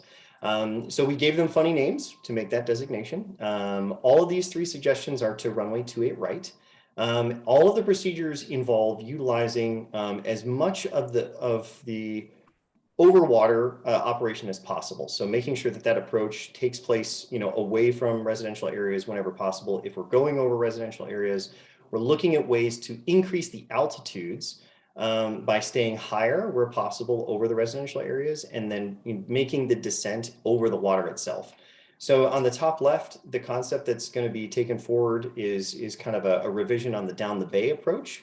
There is a version of the down the bay approach coming on the 30th of November. The one on the top left is an even more aggressive possible modification to it that can be done this year, potentially. So this would involve essentially, instead of following the red line, it would follow something closer to the green line to maybe keep the aircraft further away from the residential areas. The other two concepts are very similar. We're calling them kind of Overwater 1 and Overwater 2, OW1 and OW2. And the idea is, again, to not create any new paths for aircraft over residential areas, but to try to get the aircraft that are coming from the eddy to side-by corridor, which is typically aircraft coming from the surfer arrival, to head out over the water to make the rest of their descent and landing safely into SFO. One is kind of a slightly curved version, and then there's a more aggressive version. We plan to put both of those out to the community to see what the noise potential might look like, and get your feedback on whether both of these look acceptable, and if one might be better than another one when we go forward. So coming up next month, technically the end of this month, we intend to put out the following 6 community flight procedure packages. The 3 that we were just discussing are actually number 4, 5, and 6. We're going to be putting 3 more out for review. So there are 2 category 2 versions of GLS approaches. We'll be using the overlay version that's out there right now, and working with the FAA to try to add category 2 minimums to them.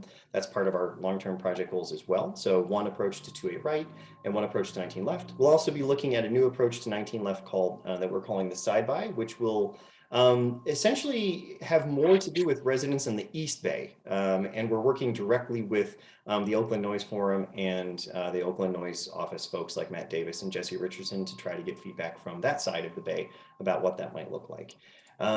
So just in terms of where this kind of stacks up with our long range timeline, again, the Group 1 procedures, which were reviewed previously by the Roundtable and members of the public, and we got Roundtable consensus to move forward for FAA development. Those are going to be published on the 30th of November this year. So we have the overlay operations right now. The Group 1 procedures are coming towards the end of this year. Per our commitment that came along with those recommended procedures for development, the airport is going to be publishing a noise monitoring report along with portable noise monitoring deployment for the Group 1 procedures. And we've talked about this in the past, but there's a little bit of a lag between the point at which the operations start and the point at which we'll have our first noise reports out. That time is actually spent trying to make sure that we know which aircraft actually flew the GLS approaches and which ones didn't, and that's something we're working on.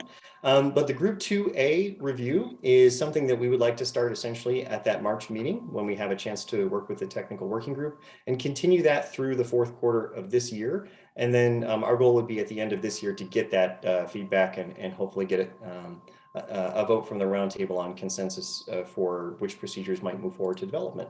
So just a final thought on the next steps. We will have those Group 2A CFPPs to all of you either later this month or right at the beginning of March in advance of the next technical working group. We will be seeking approval from the Roundtable and members of the public on which of those Group 2A CFPPs we're going to submit to the FAA for development, and we'll do that. The submission to the FAA is targeting December of 23.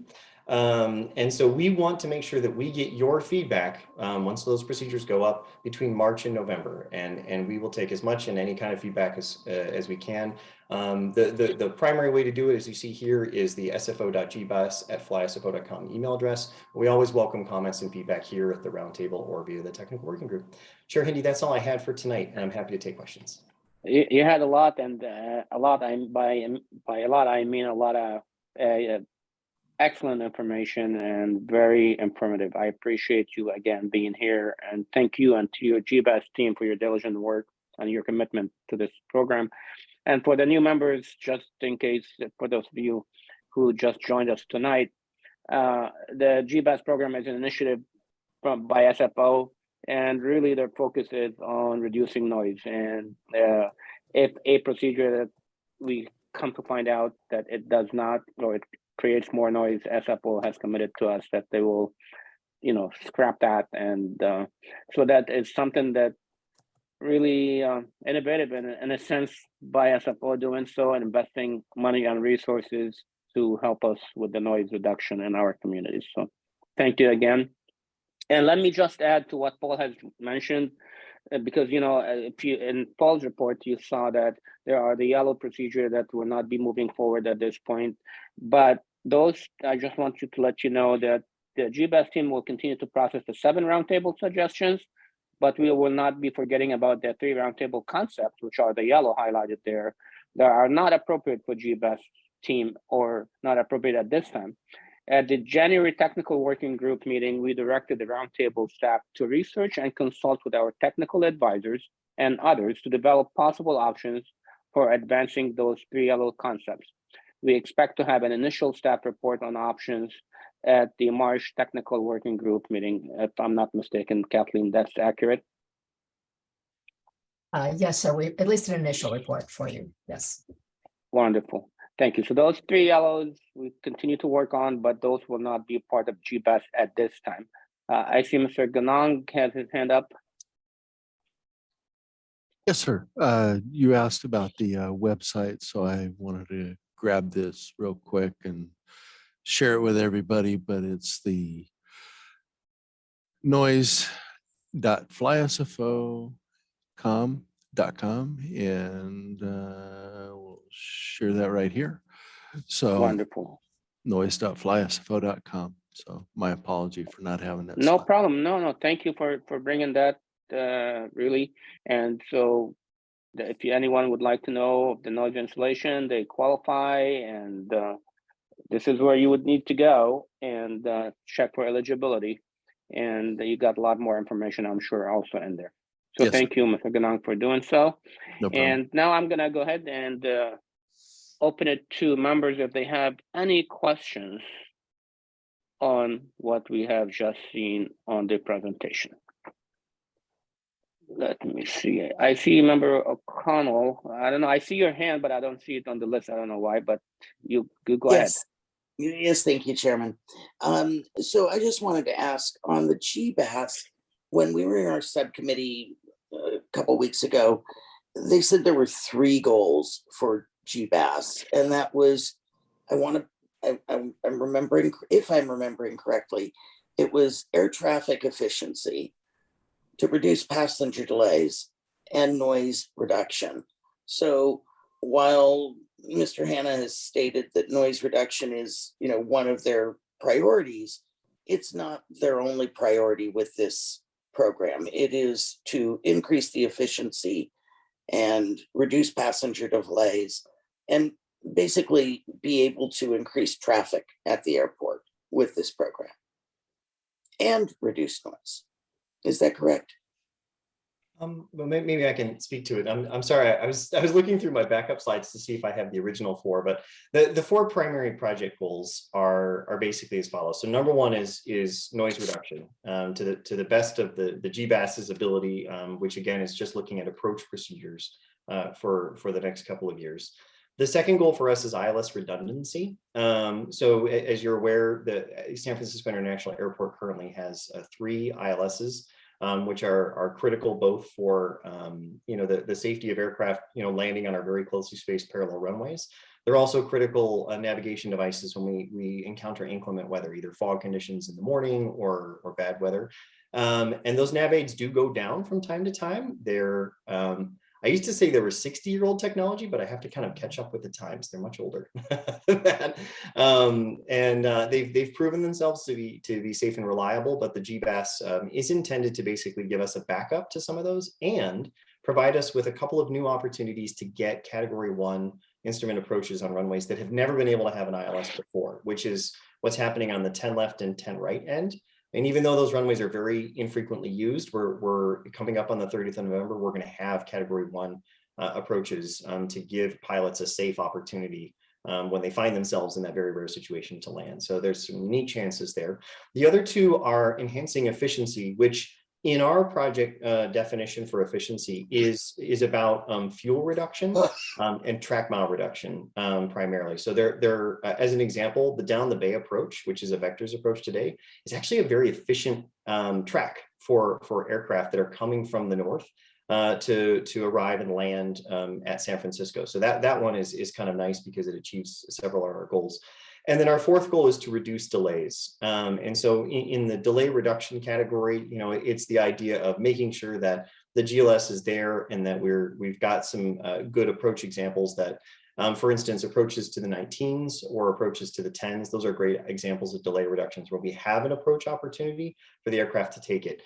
So just to speak on one thing that's not in our goals is increasing capacity. Because at this time, and again, I'm so grateful to our FAA participants on our subcommittee. They are, we've talked about whether there is, if there is any chance that these concepts that we've been exploring could increase the efficiency of the airport. And the answer that we get back from them is no. And the reason is that the airport operates at its highest, most efficient status under visual flight conditions when very few instrument approaches are actually being used. And that's happening because of, again, the skill and the training of the air traffic controllers that have worked here in the Bay Area for a long time, and the skill of the pilots that are out there to basically do what's called a visual side-by operation. That's what gives San Francisco its highest possible efficiency, and trying to get more and more aircraft to fly instrument approaches like the GLSs actually reduces the overall capacity of the airport. So nothing that we're doing with this project is anticipated to increase, you know, the total number of flights that can come in and out of San Francisco, you know, on a day-to-day basis. So really our goal is to try to protect and maintain the operation and prevent delays that kind of take the aircraft into the evening. I'm sorry, Bert, or if there's other things that I failed to mention there that you wanted to mention. No, I think you did a great job. Thank you. Okay. Thank you. I must have misunderstood in the last meeting. No, thank you, Member O'Connell, and Mr. Hanna, thank you also for the explanation. It's really important for everybody to hear, and especially the new members as well. Director Sotero. Yeah, thanks, Chair Hindi. Yeah, I think the delay reduction piece is important as well because this is a system for inclement weather. It's not to increase capacity. What it is intended to do is reduce delay, which is a community benefit because when we have the inclement weather, the flights stack up into 1, 2, 3, 4 in the morning and not able to run on schedule. This helps them achieve their original schedules. We can't just add flights to take advantage of this. This is really the flight activity that is driven by the clear weather, as Paul described, is the defining constraint in our operations.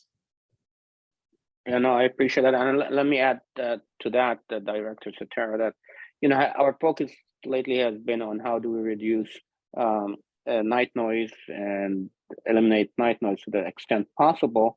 And I think with this technology, if you're able to handle or able to resolve delays or minimize delays, that really will, the planes will basically get in prior to nighttime, if you will, prior to bedtime, to the extent possible as well. So that is really one of the benefits in there as well.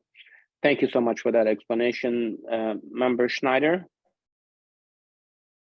Thank you. Airport Director Sotero kind of brought up my point that these arrival activities could help departures get out before it's later in the day. For the new people, the night departures from 10 p.m. on are what we're really trying to fight. It's what really hammers the close-in communities, meaning they do not get sleep. That said, as the director reported that China flights are opening back up, a lot of the long distance flights do leave late at night because we're a non-curfew airport and they're going to curfewed airports. So we are pretty much hammered. And I see Councilman Arriego from South San Francisco. The director did not say that while we're back to 85% of passengers, it's been filled by a lot of additional cargo flights that also take off between midnight and 3 a.m. and I hear every one of them. Thank you. Thank you. Member O'Connell, you still have your hand up or you have a new question? My hand is no, I did not remove it. No worries. Thank you so much. Well, thank you, everyone. Thank you, Mr. Hannah, and thank you everybody who participated for questions and for the answers. I appreciate everyone being there. Kind of run a little bit out of time here, but we'll move as fast as we can while we continue to address everything that we have. Mr. Satero?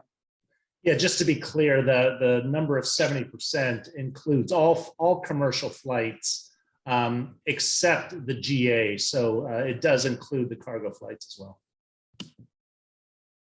Great, thank you. Thank you so much. All right, I do not see any more hands. Moving on to item number 11, the subcommittee updates. First, we have the technical working group, which I will provide the update on that one.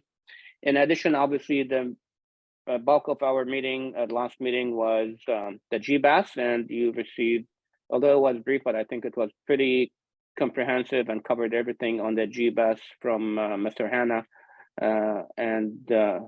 I gave you a little brief on the yellow items that we will continue to pursue. Staff will be coming back to us with more information on that.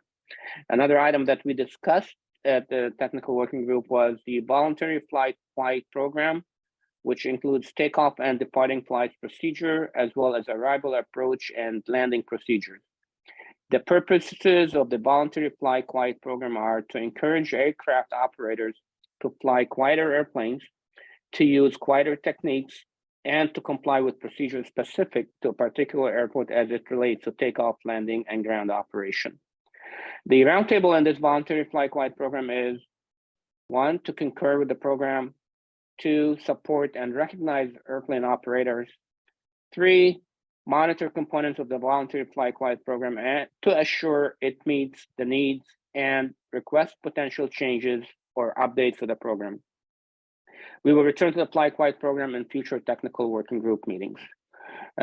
Tracking nighttime planes, another agenda item by the Aircraft Noise Office reported, as you saw from Mr. Ganong earlier this evening, are tracking nighttime flights which are not flying appropriate nighttime flight path. So that's something that we discussed.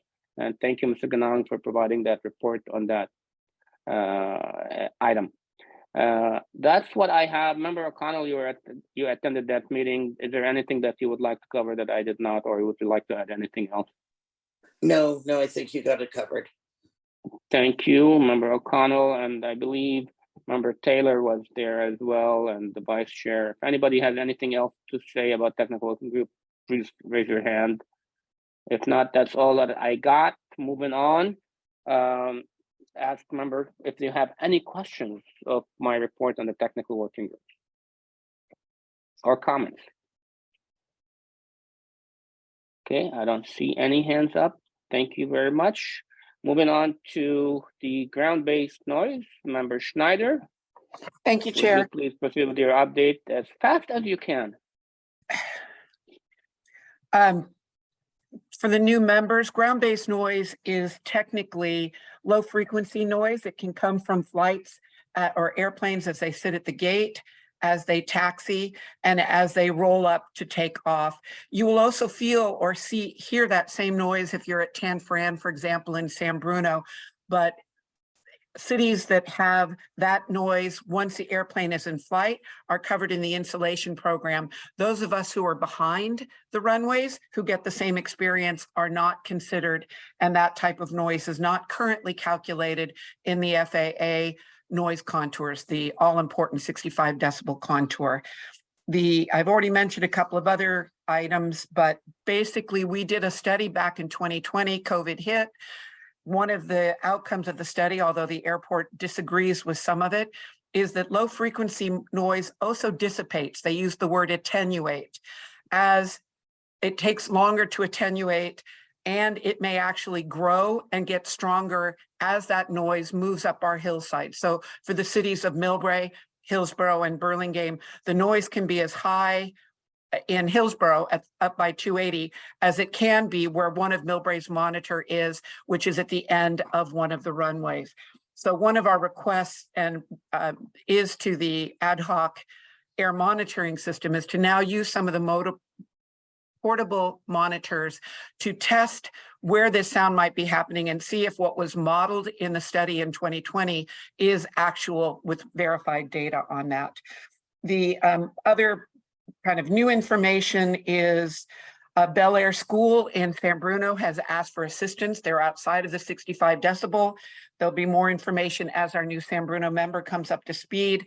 And I would end in saying that finally, after years of work, all of the east side of Millbrae up to Broadway has now been considered an equity focus area, which I believe is our first step for being recognized as an environmental justice community and potentially available for mitigation. For the new people, all of Millbrae used to be covered in the insulation program. The house I live in right now was done, although all of the insulation has failed and the windows have failed, but only 3 homes in Millbrae qualify for the current insulation program.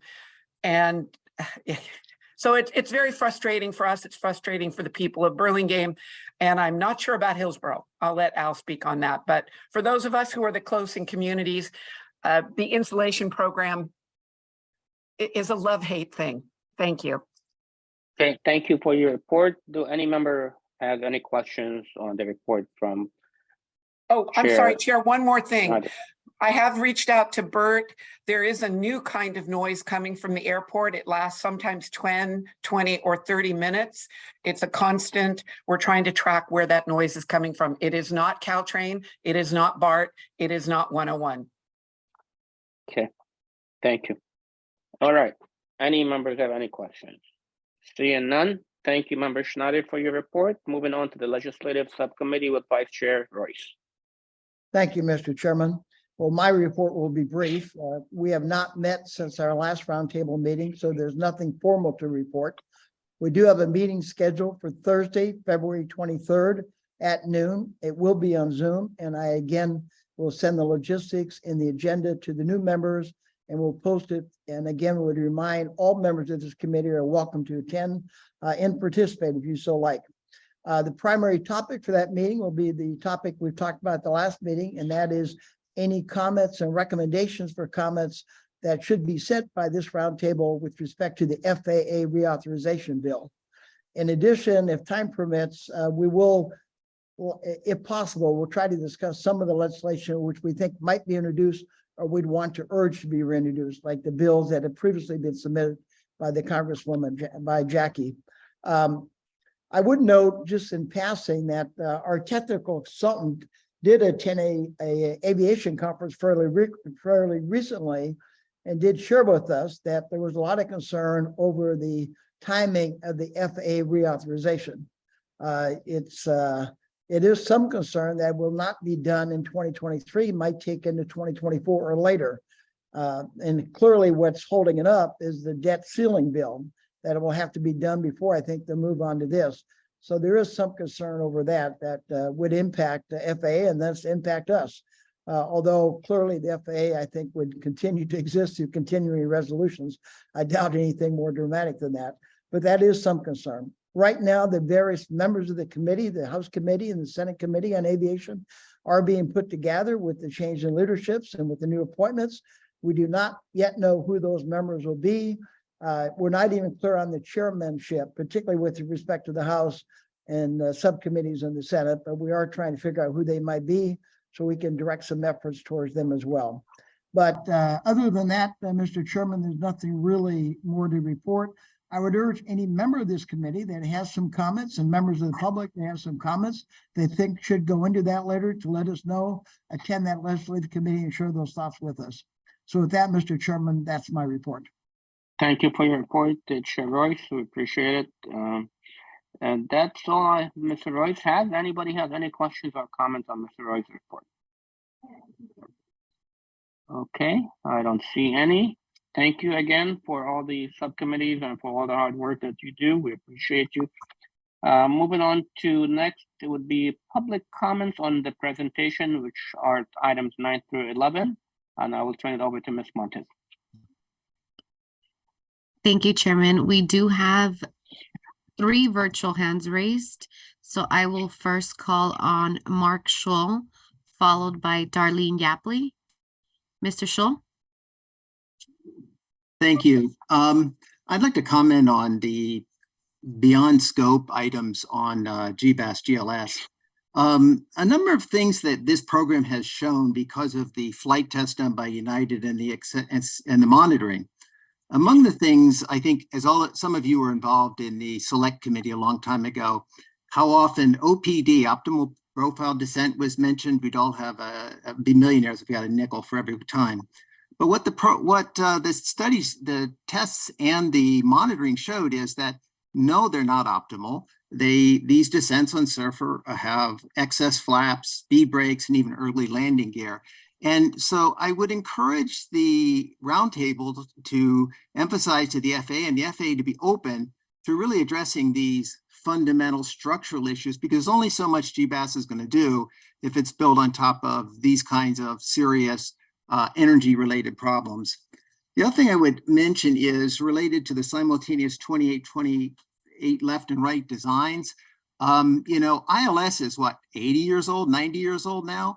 How the simultaneous designs were done in 2000, if you read those original studies, there was no mention ever, or tests ever, of the bigger planes coming in anywhere but down the bay and the smaller planes coming in over the peninsula on the left. But today it's completely switched, where the big planes come in on the wrong side, have to flip over top of the small planes over Palo Alto, East Palo Alto, etc. And all of this maneuvering is extremely noisy, which is why we have excess noise over what would be predicted. And this is the sort of thing I think that needs to be paid attention to for these side-by-side arrivals. Also, just going forward, there are changes related to maybe vertical separation, and I think the roundtable needs to pay attention to that going forward. Thank you. Thank you, Mr. Scholl. I will now call on Darlene Yapley, followed by Jennifer Landesman. Ms. Yapley?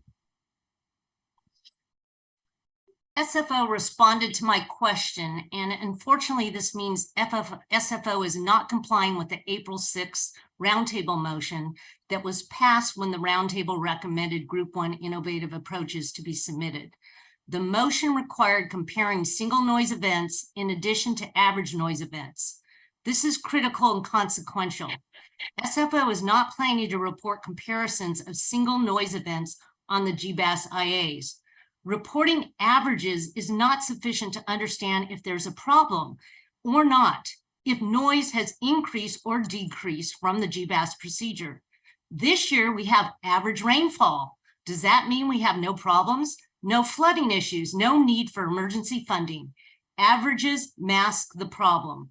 I request agendizing this for the next TWG meeting, non-compliance with the roundtable GBAS motion. Number 2, a question for each roundtable member.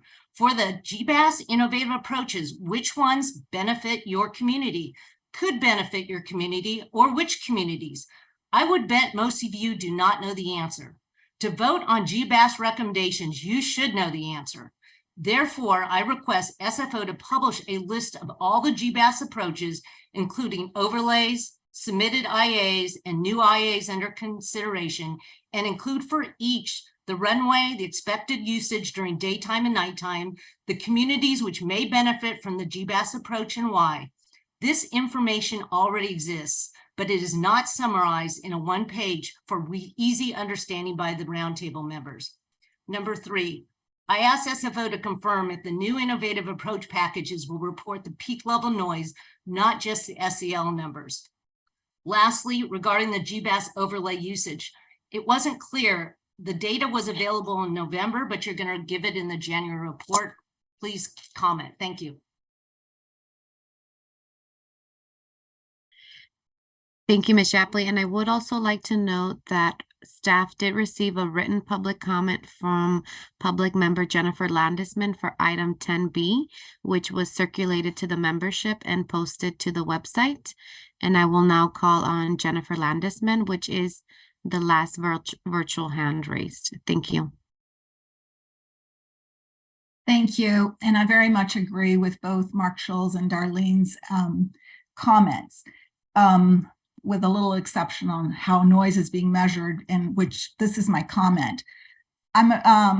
you know, I started attending these meetings because of FAA's precision-based navigation implementation in 2014, which did not fully understand what was going to happen when all those changes were made. So their impacts, for many reasons, deserve a higher level review and outreach by the FAA, which everyone would benefit from. And the Government Accountability Office has written a report about this.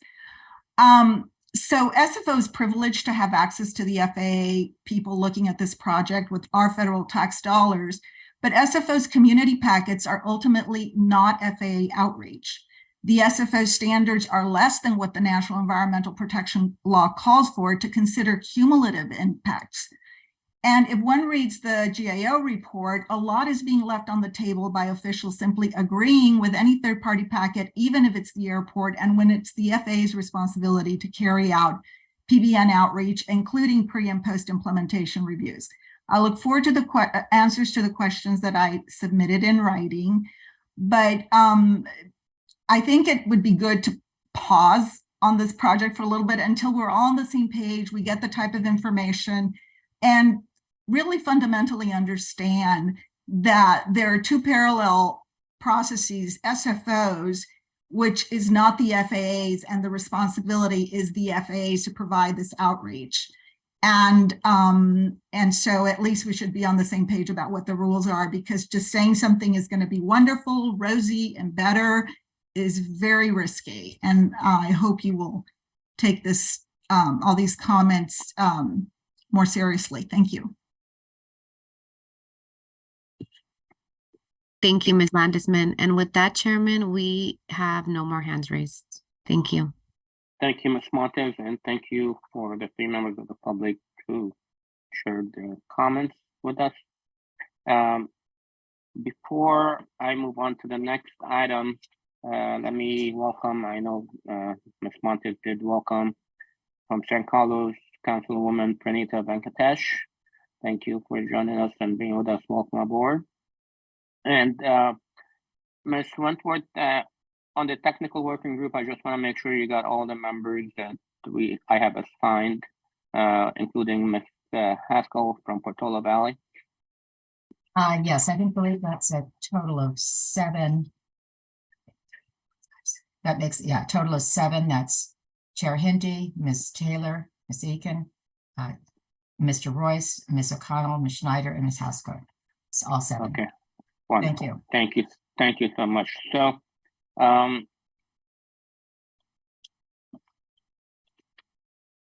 moving on to the next item, which is number 12, members' communication and announcement. Any member have anything would like to share or comments to share with us? I see a hand from Member Taylor. Thank you, Chair Handy. And actually, my comment, I raised my hand before you asked that question, if there was any communication. So this is about the previous item related to public comment, if that's okay. I know it's late. I'll try to make it quick. Do I need to wait until the technical working group meeting to request a topic to be added, which is adding single noise events reporting? To add it to the technical working group discussion meeting? Yes. Or I think Kathleen, help me with this. I'm not sure of the protocol. I suppose you could make the report and we could, I don't know how you would necessarily. Okay. Let me give it a thought, Ms. Taylor, and I could get back with you. Okay, I appreciate that. Thank you. Okay, we'll get you the answer. Okay, thank you so much for raising it. Anybody else have any questions or comments or communication messages before we go ahead and adjourn this meeting? Okay, thank you very much. And just as a reminder, our next regularly scheduled meeting will be on April 5th, and it will be in person in Melbourne. Thank you everyone for joining us, and I wish you a good night and a happy rest of the week ahead of you. Sorry for being a little bit over time here, but we'll do our best. Have a good night. Thank you, Mr. Chair. Thanks. Bye-bye. Bye. April 5th.